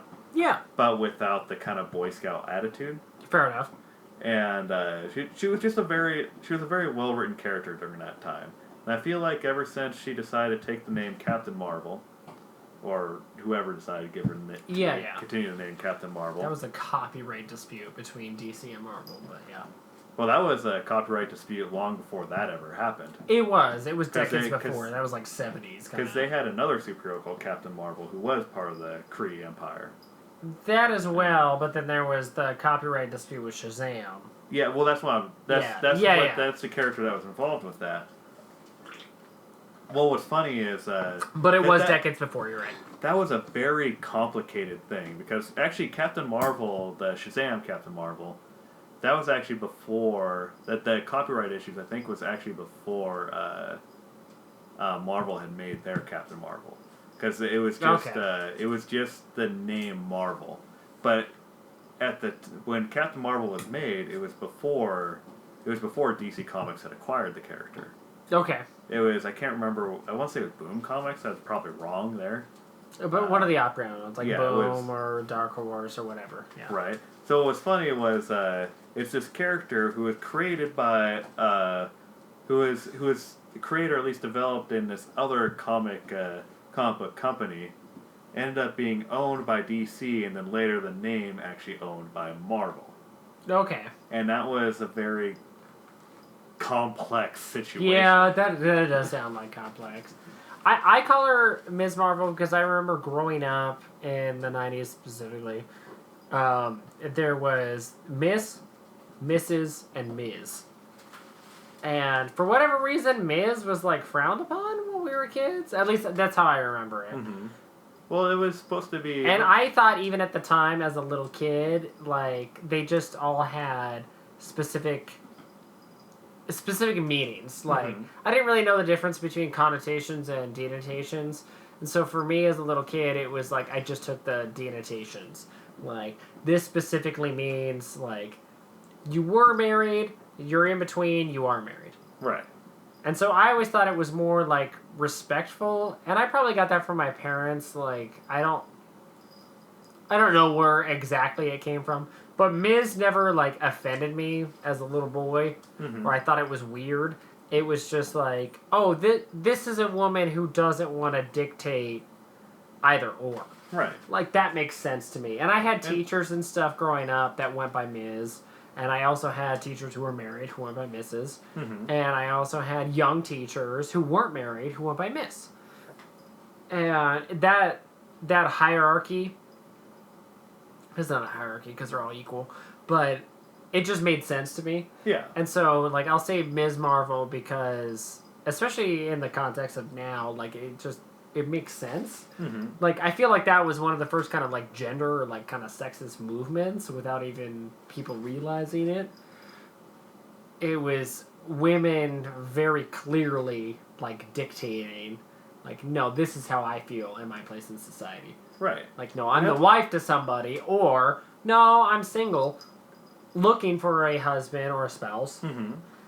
Or, I don't really give a shit. I'm not going to say either way, I'm just Ms. Like, and it works for me. Like, and that made sense to me, like, as a little kid even. It was like, oh, I get that. Like, you get black, white, and gray. Okay, done. Like... Yeah, it works perfectly. Yeah, so I'll reference, you know, Ms. Marvel as Captain Marvel or vice versa because of that. I just feel like some of the clips or some of the kind of litany or conversation behind Captain Marvel, I feel like we're trying too hard to, like, go to a territory that we think should be explored. Yeah, when in fact it already is explored, or we're picking the wrong person to explore that territory. Well, either or. It's kind of like with Marvel bringing out their not bringing out more and more gay characters, but turning more and more of the characters gay. Yeah. They already had strong gay characters that need to be promoted. I completely agree with. Yeah. Was it I can't remember the name. North Star? Yes. North Star is an amazing character. Yeah. French gay man. They had was it back in the 80s? They had a gay marriage with him and I can't remember his husband's name, but it was because frankly I don't know too much about the character, but he was I did read Alpha Flight.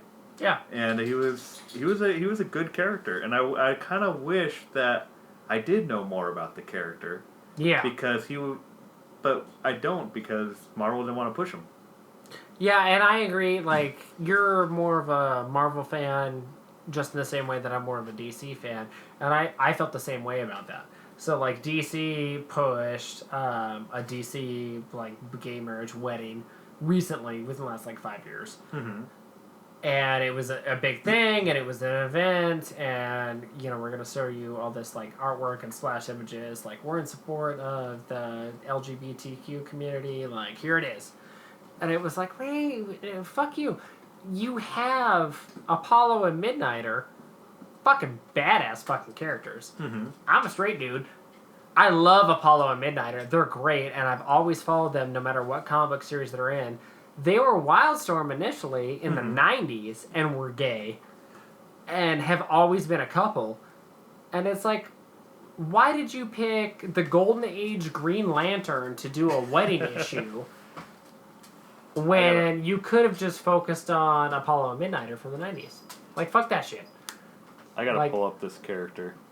Like, I don't know, I just found it to be bullshit. It was ridiculous. Like, they have great gay and lesbian characters in their roster that they promoted in the 80s and 90s and early 2000s, and then they just forgot about them. They left in the dust, and then it's like, hey, guess what? New characters, fucking gay and lesbian, we're gonna do a wedding issue. And it's like, no, you're pandering at this point. And it's not entertainment.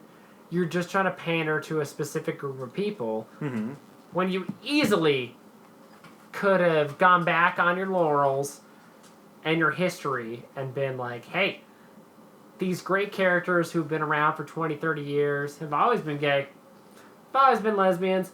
Like, they're awesome, they're badass, they're super powerful. Like, we'll just promote these. Like, we'll give Apollo his own, like, ongoing series. We'll give Midnighter his ongoing series. Or we'll do, like, a couples issue, which I personally like in comic books. Apollo and Midnighter. Like, boom. Like, we'll snap that shit out. But they didn't. And it always comes across as pandering. I don't like it. It's bullshit. So this comic's fairly modern. You've probably read it before. But I'm not sure if you remember this at all.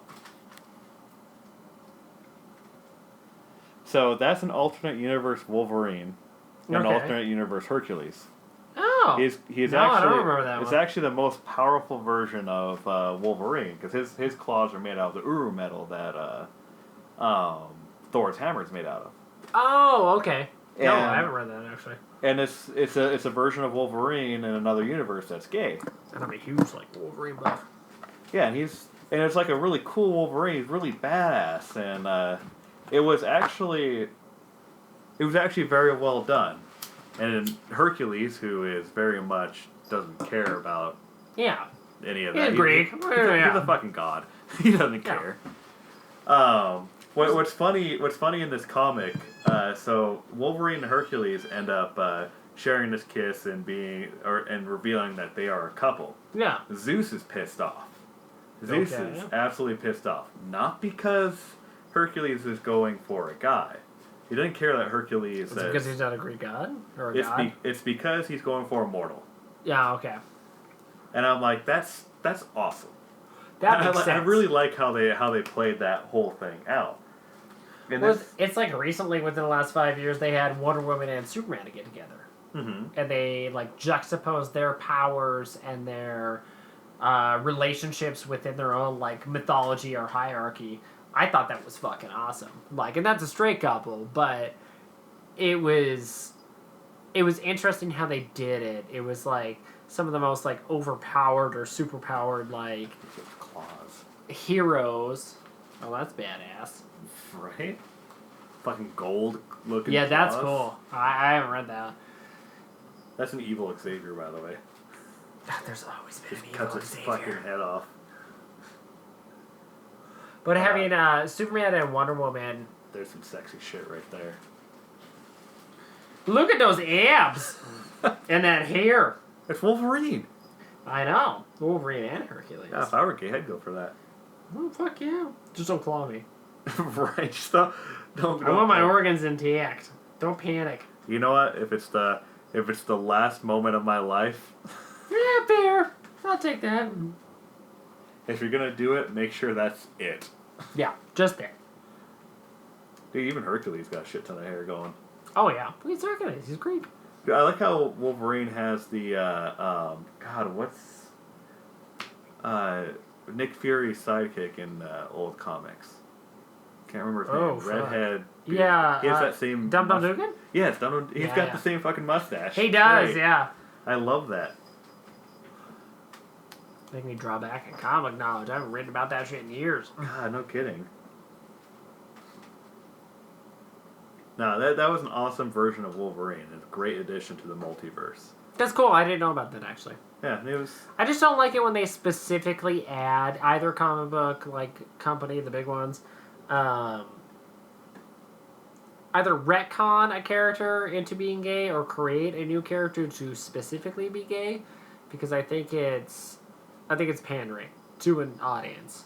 Mm-hmm. That's... I would rather them promote the gay and lesbian characters that they already have, that... At the time, in the 80s and 90s, that was avant-garde. That they were willing to publish a gay and lesbian character, before this kind of movement. And they fucking did it. Like, that's creativity, and that's pushing the boundaries, and that's being avant-garde. I'm down with that. But to get to 2019 and be like, hey, this old character's gay, or we came up with a new gay character, and they're getting married, it's like, you're forcing it. It's not realistic. I'm more okay with them coming out with a new character. It's when they decide they're going to change an old character, and a lot of it's not because... Which is more dominant, which is sad, but... It's not because they're changing the characters, it's more that... Oh, I don't care if they change the characters. Like, characters always naturally evolve. I don't give a shit about that. Yeah. It's just pandering. That's what I like. It's like you said, it feels forced, and that's the problem. Yeah. Adding a new character, you want to add a new character, who cares? Well, yeah, I'll like with DC, they added like an Arabic, like Green Lantern. Mm-hmm. Like, I was fine with that. Like, that didn't fucking bother me at all. He was completely new. It wasn't like... Or how about the new Ms. Marvel? It wasn't like a Muhammad Ali situation where it was like, Hal Jordan is now Muhammad whatever, and now he's Islamic. And it's like, well, that would drive me fucking crazy. That would be... Honestly, I think I would read that. I'd be kind of curious. I'd read it, but I don't think I would necessarily like it. Like, it just seems forced. And then they came out with that new Ms. Marvel character who has the same powers as Reed Richards. Yeah. She was actually an interesting character, I thought. Well, not at all my favorite, but I thought she was kind of interesting. Well, kind of like with the movie where it's like everyone's latching on as, Captain Marvel is this epitome of, like, the feminist movement because the actress herself is lesbian and she subverts, like, toxic masculinity, but it's not really that. It's just like that. It's forced. Well, and then like I have somebody who's very, like, stoic and into that kind of, like, culture, very aware of it, I guess more so than myself, who was like, no, she's just a bad actor. Like, it's just somebody, like, latching themselves onto it because they can, because they don't have it. And it's like, well, that means it's not done right. Like, and even my sister would agree. And it's kind of like, meh. Well, I'm not down with that. It's forced and fake. I was going to say, it's like you said with that deleted scene. That promotes that toxic masculinity, but to the opposite side. It does. And, like, the person who posted it on Twitter got fucking shredded alive for it. Of course he did. And he did, yeah, because it was a guy, yeah, and that's why he got shredded for it. But I did agree with him. It was, I don't know, it was just nonsensical. It needs to be equal, and in that situation, for granted, men have had the upper hand and misbehaved and, like, not conducted themselves very well. I agree with that. I see the societal implications for it. But we don't need to wrap all the way around and go the other degree where men are nothing and women are allowed to conduct, like, illegal activities. And it's fine. Sometimes it makes me wish I could just live on a mountain. Yeah. Unfortunately, I gotta have a job and pay bills. I know, right? Hermit life, yo. There you go. You can stay on there for now. It's just interesting. And I think it does, like, tie into DC and Marvel pushing the retcon of gay and lesbian characters. I get it, though. And because part of the reason why they're doing it is if they don't, people are going to complain. But will they? I mean, comic book sales have always been on the decline. Like, there's a very, like, distinctive like hardcore audience there. Like they're really not garnering any new I guess that's fair. like audience members. Like who are they placating to? Like they're trying to placate to an audience they don't have, but it's not working. Like they're not getting more comic book readers because of it. No, actually, the only thing that Like even with the rise of like superhero and comic book films, which are like super successful, that and I once believed this, like it doesn't drive those audience members to read comic books. Mm-hmm. So what are those comic books? Like what audience are they trying to reach that they're not going to reach? Like why does it matter? Well, in my honest opinion, I don't think it does matter. But I don't think it does either. that's just me. I don't know. I think keep the source material going for sure, but do what's right. It's either what'll happen is either like say if nothing. I mean, we had fucking Hemogoblin in the fucking 80s. Like really? Like I love that meme that talks about Barbie dolls. It's something in the 80s. They're showing a Barbie doll in the 80s. Like this gives an unrealistic image of how women should be. Yeah. And then it has below a picture of He-Man, and it says, "This is He-Man." However, I will say this. I think that's kind of what we're discussing. In a way. But I will say this as far as like the feminism, masculinity, all that fun stuff. Masculinity has always been more involved with what a person's doing over how they looked. Whereas with... to a degree, I mean... With women, it's been the other way around. And what's funny about that, at least in my own personal experience, so this is not... I would say look into this if you want actual fact. Yeah. But from what I've experienced, when it comes to women's looks, men don't particularly they care. They do care. Yeah. Don't get me wrong. I mean we're only human, I guess. But Fair. they do want someone that they're attracted to. But they don't necessarily care about the whole over-dolling that's in magazines and whatnot. I agree with that. As much, I should say. Usually when you see... I think women are kind of the same way, though. Like, they want somebody, like a man who's physically attractive, but they're not buying into, the latest GQ cover. Well, it's like when you get people who talk about certain women being gold diggers. Honestly, I think a lot of that's just the natural evolution of our society, because we've had this mindset ever since we're cavemen. That when okay, I'll wait. Keep it going. But then you can't hear me. Oh, I can hear it. People are just gonna hate me. Hate you. They're gonna hate me. You're my co-host. I'm your co-host, but I'm. Okay, he's gone. He's gone. That's done. That's the way that goes. I could use a drink. Kind of forgot what I was saying.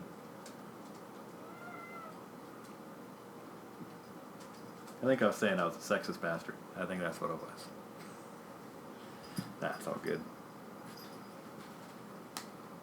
We can discuss that when he gets back.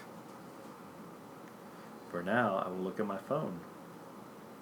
There's some pretty cool stuff. Like there's a really cool black and gold motorcycle. That's cool. You can't see it, but it looks cool. It's a Harley Davidson, which I'm not normally too into.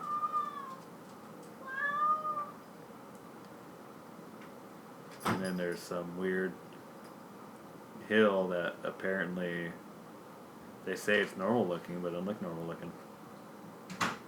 Ooh, haunted stuff. I do like haunted stuff.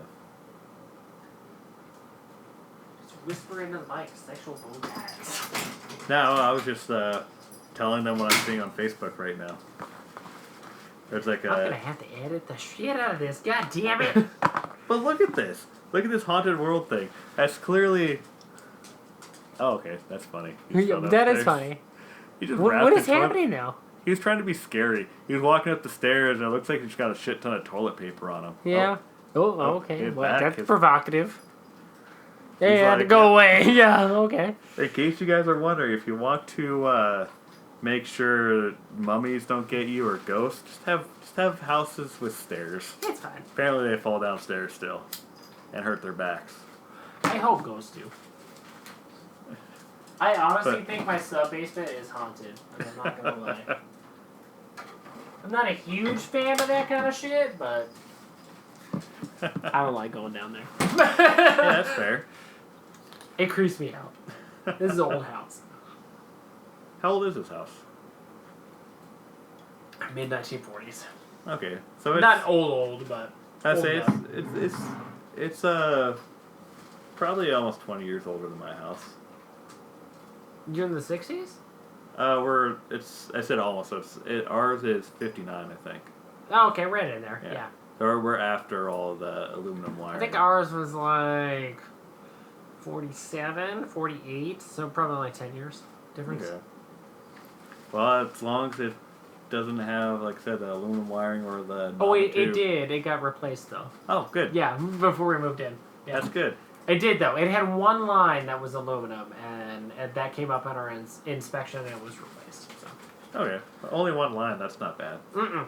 I mean, that's still a fire hazard, but... It was, yeah. Everything else had been replaced, and I can't remember what line it was, like where it went, but it was just one, and then it was fixed. Mm-hmm. That did come up on our inspection. Well, at least it's not old enough for knob and tube wiring. Yeah, that was my parents' house. So... Is that house really old enough for that? Oh, yeah. That house is like 1907 or something ridiculous. Does your mom still live in that house? She does, yeah. Okay. Roy lives there, too. Okay, I wasn't Yeah, sure. they just got married, by the way. Yeah, I remember that. I wasn't sure if... we talked about that. I wasn't sure if she moved in with him or the other way around. Or... No, so he lived with his best friend, Steve Carr, out in... It was like right in between here and Cheney. Okay. There's like a... It was old military housing, actually. Out where my great-grandmother used to live, close to Cheney. Well, that tells me. By the airport. But on the other side of I-90. I'm just giving you crap. And he lived there with his best friend and his wife and his kid, Jacob. Okay. And so he ended up moving in with my mom. Which I thought was weird, because as a guy, I don't know if I could do that. Moving with your mom? That too! But in general, like if I had met somebody and they had been like married before and they lived there and had a family and all that good stuff, and then it was like their bedroom, I don't know if I could be with that person. That like that's not an issue, but I don't know if I could move into that like live old in the guy's same house house. and Yeah. like have that bedroom and stuff. Like that would bug me. Like good for them, but I don't know if I can do it. Yeah, I just don't know. Obviously, I've never been in that situation. I haven't either. They're very happy though. They just got married. My sister took his last name actually. Interesting. So she's Caitlin Jacks now.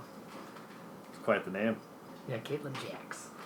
Well, he's Roy Jacks. I mean, that's a name, really. Like that's an old timey kind of name. That's two names. You got two first names. Yeah. Oh, it totally just is. the second first name is plural. Oh, it's great. Look at all these Jacks. Yeah. Yeah. So it's Caitlin Jacks, Chris Jacks, and then Roy Jacks, of course. My little brother, Cap Schultz, and then of course Ariel Myerson Schultz's. And my dad, I forgot to tell you, is moving in with his girlfriend, Bridget. Oh. Yeah. Well, good for him. Yeah.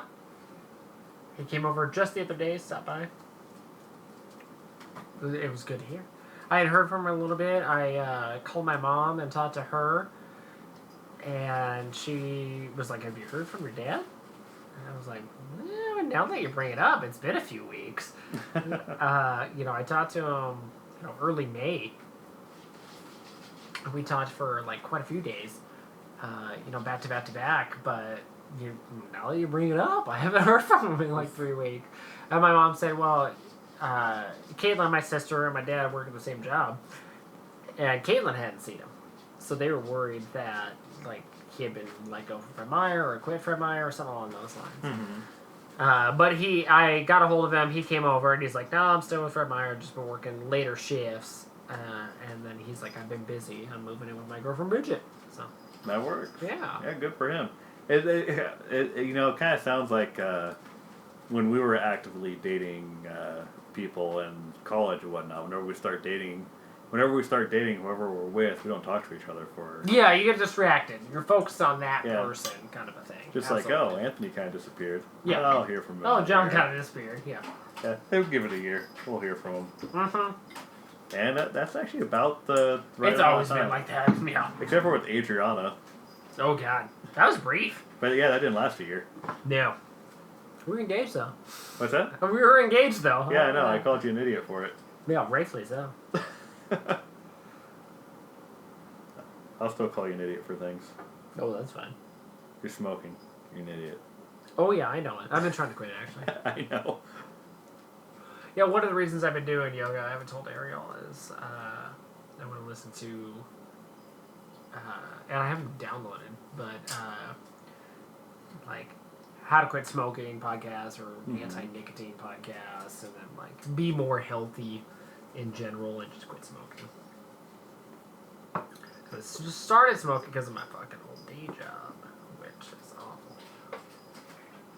Well, now you're in a more relaxed position. I am, yeah. You know how... And it's been a little bit easier. Like, I've gone days without smoking. And it's, like, natural and easy to do. I've gotten a lot of flack on Twitter about it. About smoking? About smoking, yeah. Because when I Twitch stream, I smoke. Because I stream for 3 or 4 hours. I cannot, right now, go without a cigarette for that long. So I'll smoke. I should get one of those bubble cigarettes. Those old ones. You should just get, like, fucking mace and spray me, like, just show up and just spray me in the face. like you smoking? You're starting on the rocks, and I'll just come in, like, you start talking. and I'll take record. I'll take a shot. It's good. It's good. And just walk off. I have to describe something while I'm screaming in agony. Hey, that sounds like a good show concept. That would be good. Spray mace in my eyes, though, and I'll smack you. Why do I get sprayed in the face with me? Because you're the smoker. Wait, what? I have no bad habits. Wait, what? I do yoga. Fuck you. I found out that as we've gotten older, my hamstrings suck. I realized how tight they were. It hurts. I had a friend tell me to go fuck myself. Yeah. And I'm like, stop being such a coward. Do it yourself. That's a great retort. That's amazing. That's good. One of my coworkers originally came up with that. Still good. Yeah. I'd like to say it was original, but gotta give credit where credit. The Horde is coming in. The Horde. We are the Alliance. We'll fight you back. Isn't that what they're called in WoW? I don't know. I haven't played WoW since I've never played WoW. 2005, I think. My little brother got into WoW recently. Tell him to get into Final Fantasy 14. He is, actually. Is he? I was going to talk to you about that. Shit. Yeah, he is. He plays Final Fantasy 14. So his step-siblings, Roy's kids, who were my age or older, one of them, huge fucking gamer, which I would imagine I'll probably have on a podcast someday. Huge into WoW and Final Fantasy 14. Yeah, Final Fantasy 14 is awesome. And I brought that up a few times with him and Caitlin and my mom. I was like, you need to get a hold of John. I was like, he's huge into Final Fantasy 14. Do it. God, play the game. I'm so excited for the new expansion as well.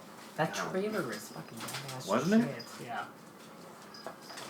Become the warrior of darkness.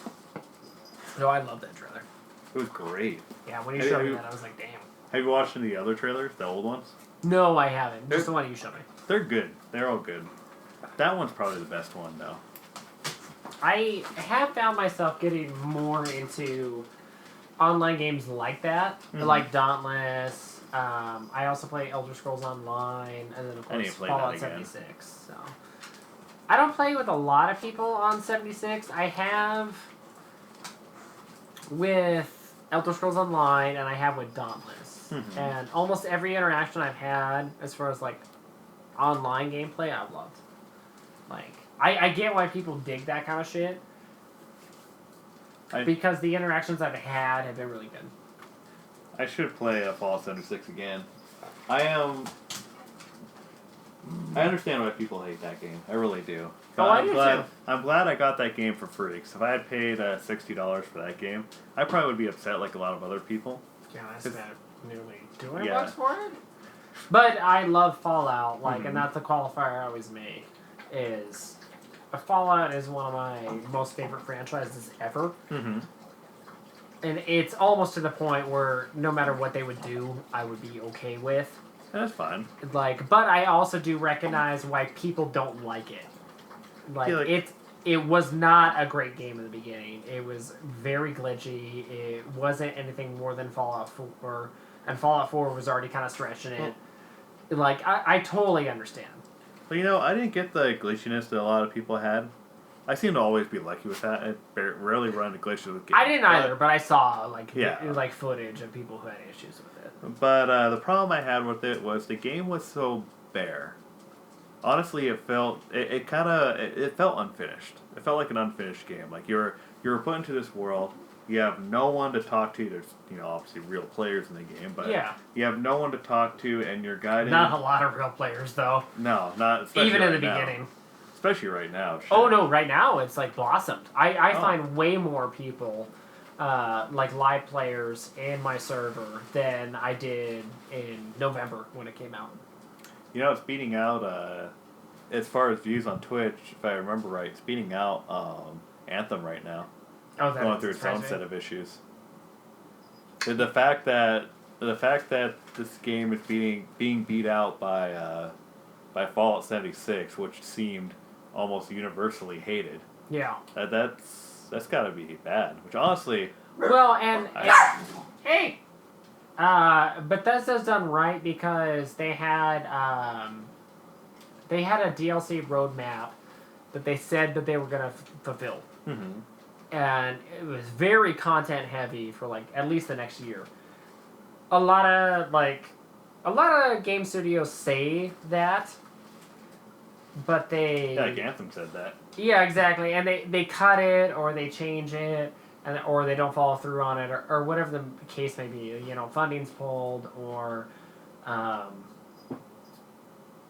don't know, creativity is redirected to another project. And then they cut their losses and call it a day. Bethesda and Fallout 76 in particular have done a really good job where they're fulfilling that. That's good. They said they would do it, and especially within the last few months, they have done huge content drops. They've done huge patches. Mm-hmm. They've listened to player feedback and added things that they wanted. And it's continuously kind of chugged along.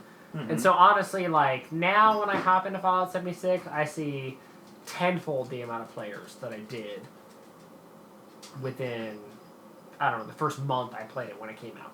That's good. Yeah. It seems to be on the incline and just on the up and up. It reminds me of Rainbow Six Siege or The Division. Mm-hmm. Or stuff like that, where it's when it launched, just the horrible reviews, and critics slammed it and it didn't do very well, but they spent the next year or two and they fixed it and they added the stuff that they said they were going to add and continued on. I don't think that's fair to gamers, but if they actually do it and follow through, I think that's really cool, and you can build up a fan base that way too. No Man's Sky is a good example of that. No Man's Sky is another good one. Yeah, I really love that game right now. But I kind of hope something like that happens with Anthem. I'm not sure if you played that game at all. I haven't yet. No. I was interested in it, but I don't know. I had a gut feeling that it wouldn't be great out the gate, mm-hmm. and it wasn't obviously a solidified IP or franchise, so I wasn't invested like I was with Fallout. Right. So I didn't dive in right away. However, I could definitely picture, give it a year or two. I would totally. Get into it if they mm-hmm. patch it and keep it going and do content drops. Right now the biggest thing is content. But I love I actually love playing that game. The game's so much fun to play. The flight system they have is really good. Honestly, I think the third person shooting portion's good as well. The loot drop's not really any different than Destiny. Other than sometimes it's inconsistent as far as rarity of stuff that you get. Which is really weird because I heard that they were told to not look at Destiny and service-based games that have been successful. Like they were like explicitly told to like kind of live in a bubble. Yeah, it's and pretty produce much that game, which is weird. I'd say as far as style goes, it's pretty much the same exact fucking game. Actually, there's less in it than Destiny. Which is impressive to some degree that they could replicate what Destiny did without looking at it. Mm-hmm. But I feel for like a game like that, they should have looked at the successful like service-based games or first-person shooters or whatever it may be, and like cherry pick. Right. Like that seems weird. Why live in a bubble? Well, BioWare magic. That's why. Not sure if you read about that. Yeah, I have. Dragon Age I have tried so many times. Poor BioWare. Poor BioWare employees, actually. Oh yeah, they're being dictated to. Anthem's the one game that, like, I don't like EA, but EA didn't have any involvement in it. No. That was all BioWare. But they were told by EA to live in a bubble. Yeah. So that's a broad stroke, but still, you're told by your publisher, like, don't look at any other games that are similar. Like there'll be repercussions if you do. They probably did. You're like, that's harsh. I mean, well, I would assume that they did, but. Well, I get it. They want something unique. Sorry, I thought something was there. They want something unique, and I get that. And to some degree, they did succeed on that. But for the most part, it is very much a Destiny clone in a lot of ways. You have which is kind of what I saw. Yeah, you have a hub world that you go to, or a hub, not world, but a hub town. Yeah. In this case, but instead of having all the different planets that you can land on, you have one area that's kind of just large, as far as the free roam goes. But there's strongholds and there's regular missions and stuff that you can do, which are pretty much the raids in Destiny and obviously the regular missions in Destiny. Yeah. And then matchmake you with the 4 characters whenever you go. The big difference between Destiny and Anthem as far as that stuff goes is in a free roam, you're not in a world with like 20. You're not on a world with like 20 different people. Yeah. There's always 4 people or less. 4 people or less, and that's fine. More like the party kind of structure. And a lot of that has to do whether with you're the at a size. party or not. Yeah, and a lot of that has to do with the size of the area. It's a fairly small area in comparison. Okay. But yeah, I mean, fuck. When did the development start of the game? Is there? I would doubt that there was like no bleed over, especially from the first Destiny to that. Game's been in development for fucking. Let me look real quick. I want to say it was 7 years. When was the last Dragon Age out though? The development. Are they a multi-team studio? I think they are. Okay. Let me look real quick. I'm not 100% sure on that. But I remember the game started, the first reveal for the game, I think was actually in 2012 or 2013. Okay. 6-7 years. So it was... I was thinking that it would have been outside that bubble. Well, they had... With Destiny 1. Well, and so it would have been more within the development cycle of Destiny 2. So it's like... Even if EA, as a publisher, said, don't look at these other types of games. Well, this game... It wouldn't matter as much, because like those developers would have looked at Destiny or played Destiny or been aware of it. So the game started... The development of the game started in 2012. Damn, I didn't know that. Yeah. That's a long development cycle. It is, and... Because like, God of War, which is one of the best games of last year, period... was in a 5-year development cycle. I can't imagine being in a 7-year? Yeah, it's been, and what was sad about that was for like 5 years of that they had nothing, and they promised EA like. What do you mean nothing? Like just conceptual, or? I think they had a name. Wow. That's crazy. But I'm not 100% sure on that. I remember. Have you watched the, like, not to interrupt, but the I think it's called Kratos Rising, the God of War documentary that's on YouTube right now haven't. by Sony Santa Monica? So that was in development for 5 years, and this kind of adds to what you're saying, but Sony Santa Monica got like a new studio space to develop games in. It was bigger, better, that kind of shit. They were making money. And they had 2 teams for the first time ever. One team was working on like a sci-fi game. That was the big team. Right. And then they had a really small team with like a dozen or so people working on like the concept for God of War, the one that came out last year. Well, not randomly, I guess, all of a sudden, at least to them, they laid off a shit ton of people from Sony Santa Monica, and they canceled the big project. And then they floated like 150 people to the God of War project. Right. And they were in the initial stages of development. It was all like concept art and like name-based, like you were saying. Yeah. And they didn't have jobs for these 150 extra people to do because it was like 9 months early. So it looks like part of the problem was they had leadership and development of the game leave, and this guy Hudson left in 2014, thinking that the development team was in a good place to continue without his oversight, and then he left BioWare. But he was also a key player in the development of Dragon Age Inquisition and Mass Effect Andromeda on those teams. And then in 2015, this guy David Geider was assigned to the Anthem team to help with as the like story. the director, or To help with the story. oh, okay, so more of like a writer or narrative capacity. Okay, that's interesting. So that would be a setback. So it sounds like they had key players leave. And then that guy left in 2016. Oh. So they're rot with all sorts of writing issues. And the team itself was struggling with the Frostbite engine that EA pretty much wanted all its developers to use. Okay, so the publisher forced an engine on them. They struggled with that, and then they lost their writer twice. Right. By the way, the name of the game is going to be Beyond first. It's going to be called Beyond at first. Which made sense more for the story, at least at the time.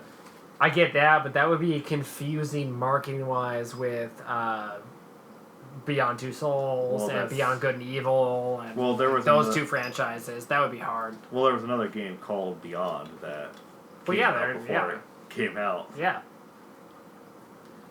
And then by the There's time... 2 franchises with the name Beyond that are way bigger than a new IP. Right. Yeah, that would be impossible to... Like, if I was the marketing team, and, like, not developing or writing the game, or, like, the general manager for that studio. Right. If I was, like, the marketing head, I would totally go to that team and be like, you can't fucking call that this. There's 2 other franchises named Beyond. Like, this is confusing as fuck. There's no way we can push this shit. Well, what's funny is EA pretty much left them alone. Did they? Yeah, EA pretty much left them alone for the most part, as far as... Like, overall from the beginning, or, like, after they lost a writer? Well, EA's pretty much left BioWare alone in general. They're kind of Why one of the did they fail so much, then? Well, a lot of it has to do with... Because, like, a lot of the Dragon Ages have, like, struggled. Right. Like, about half of them have struggled. Half of them done really well. Mass Effect, you're looking at, like, 75%... Well, no, 50-50 too.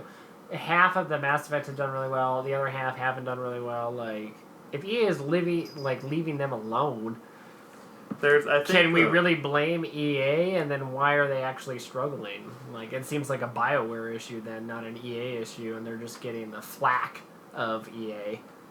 Well, they still... I mean, they're going to still have some involvement. For the most part, what Hello, Cat. I'm not sure if you read about the whole the whole deal with Bungie's leadership saying just believe in BioWare magic to their developers when they're on crunch time with all these games. I did, but Bungie also separated, bought their own independence. Excuse me, not Bungie. BioWare. BioWare said believe and... believe in BioWare magic. Okay. Yeah, I remember reading that, but I remember not agreeing with it. And they said they always... Apparently that's something they always say during crunch time for these games. Because they're another studio that's very much overworks their teams during the end of development for games. They Which always, has been a common issue with games journalism in general, but it looks like... So that's like an internal moniker that they came up for themselves? Yeah, that's something that they say. That's something BioWare says. See, and that's really crazy because, like, if it was true, like, I'd totally buy it. I'd be like, fuck yeah. Like, they always do it in pinch or a crunch. And, like, even if they're overworking their, like, designers and developers, like, that's fine to a degree if they're willing to do it. But, like, I just said, like, half the Dragon Age games suck. Right. Half the Mass Effect games suck. And the other half are great. Like, they're awesome. Like, but it's like, you're hitting opposite sides of the spectrums 50% of the time. So, obviously, 50% of the time, there's not BioWare magic. Well, it seems like I disagree that half of Dragon Age, half of Mass Effect sucked. Yeah. I think Mass Effect Andromeda was definitely very poor. Mass Effect 3, the ending sucked, but I thought the game itself was very good. 1 and 2. I'm not saying that personally. Well, no. I'm just like I'm judging audience reactions. Well, with Mass Effect 3, the audience... Because I loved Andromeda, actually. Like, that's the only Mass Effect I've ever played. I loved it. I thought it was great. Yeah, I didn't think it was particularly great. I thought. But I haven't played any others, so yeah. I don't have, like, a barometer. I was kind of... When I was playing with it... When I was playing that game, I kind of thought that BioWare didn't have much idea what they wanted to do with the story. Okay. Through much of it. And part of that has to do with that AI... that they had throughout that series. Yeah. Was it Sam? Was that the AI's name? Yes. So the AI was able to interface with all this ancient technology that the big bad guys wanted to get. Mm-hmm. And the big bad guys thought this was an ability that humans had specifically. And then they find out it's the AI, and through the AI they find out the main character has a twin, and they try to use the twin. And saying that out loud, like right now, it sounds like very good story concepts, but in the game, a lot of that felt very tacked on when playing through it. For me, like I said, I didn't have a barometer, so I actually really liked Andromeda for what it was, but I hadn't played 1 through 3. The gameplay was fun. It's a very like narrow kind of like focus and viewpoint. I'm sure if I went back and played the others, I could probably recognize the difference in quality between all 4. But it might be hard to play specifically Mass Effect 1. My judgment is solely based on, like, you know, the internet's reaction to 3 in particular. There was such a vocal minority, like, just flipping out about that. Well, with 3, the only thing they... And I read about that, I disagree personally, but people flipped out about it, and then Andromeda they didn't really like. So you're 2 for 2 there. And then with Dragon Age, I know Dragon Age 2, which I did try to play... that didn't fucking like it was bad, so at best and at worst you're 1 for 3 because I know the first Dragon Age is really good. I played that one, and Inquisition I've heard is really good. I actually like Inquisition quite a bit. I also personally, as a gamer though, had the first Dragon Age, good one, and Inquisition crash on me multiple fucking times, and brick systems over and over and over again. Yeah, I've never had a brick system, but I did have... the first Dragon Age bricked my original PS3. That sucks. Yeah, and Inquisition crashed at least 5 or 6 times. Like, I couldn't get through the introduction of it. That sucks. It crashed it. Yeah, and so it was kind of like, eh. Like, I know these are good games, and I like what I've seen, but, like, if it's going to brick a system or crash it repeatedly, like, I don't find it to be a good game. So I had issues with it, but that's more personal. That's not general consensus. I do know general consensus says that Inquisition and the first Dragon Age are good. Well, with Mass Effect 3, when people complain about that game and how bad it is... It is focused on the ending. It's always focused on the ending. I never hear anything about the middle of the game. True. Which I thought that was very masterfully done, and I thought the DLC for that game was amazing. But I feel like that was kind of a DLC. response to like criticism. The DLC or The DLC, yeah. Oh, I thought. Well, the DLC. Well, maybe, but I thought the DLC was just phenomenal. It's kind of like Fallout New Vegas. Mm-hmm. I thought the main story in New Vegas was kind of lackluster. I agree. But the DLC... Which is an unpopular opinion, by the way. Did you know that shit? I did not. I'm a huge Fallout fan, and I totally agree with you. Mm-hmm. Fallout New Vegas, my least favorite. Like 3, 4, and even 76, like top New Vegas in my opinion. I like New Vegas. Like it's Fallout. It's more Fallout. But the writer for Fallout New Vegas is very well known, and like Inner Circles as being a really good writer, very focused on like narrative and like storytelling. Well, and so there's a lot of people who say that's the best one. Well, that team... I didn't know until way later. And wasn't that team in Obsidian the same team that did Fallout 1 and 2 for Interplay? I believe so, yes. And then the writer who wrote New Vegas actually wrote Horizon Zero Dawn for Guerrilla Games. Which is phenomenal. That game's fucking great, yeah. But New Vegas, I agree with you, kind of lackluster by comparison. But the DLC, I thought was very well done. The DLC was great. I actually liked it better than 3. The DLC added so much to the story, too, to the main story. It did. That I thought was great, which a lot of games don't do very well. No. They're just kind of these tacked on things, but it's the same reason why I like the DLC for Mass Effect 3 as well. The same kind of thing. That. Yeah, all of do that. Do they go to different areas in Mass Effect, or like new settings or new worlds, or whatever it may be? There's several worlds that you go to in all the Mass Effect games. No, I know that. In the DLC, though, is it apart from the main game, or are you retreading? There are some new worlds that you go to. You don't retread in old areas. But I like that when they do that in DLC. But like the Citadel expansion is on the Citadel, which you've been to several times, but it's in different areas of the Citadel. Oh, okay. So still new. Yeah. Yeah. And I'm fine with that. That was really cool, because that was a very funny expansion, a very funny DLC to the game, to where essentially everyone's on shore leave. Okay. They've saved the world several times, and this is before they've saved the world the final time. Yeah. The Reapers are coming, and they're like, we need some rest, otherwise we're not going to be in the right mindset to fight the Reapers. That's realistic. And we don't get rest. And so they end up having, some fun on the Citadel, and ends up turning into you hunting down your clone. Okay. And then that was actually really funny. Your interactions with your clone. I'm not sure if you've played Matt. Of course you've played Andromeda. Yeah. You know the whole Paragon and Renegade settings? Yeah. For being good or bad. So they have those QuickTime settings for that stuff.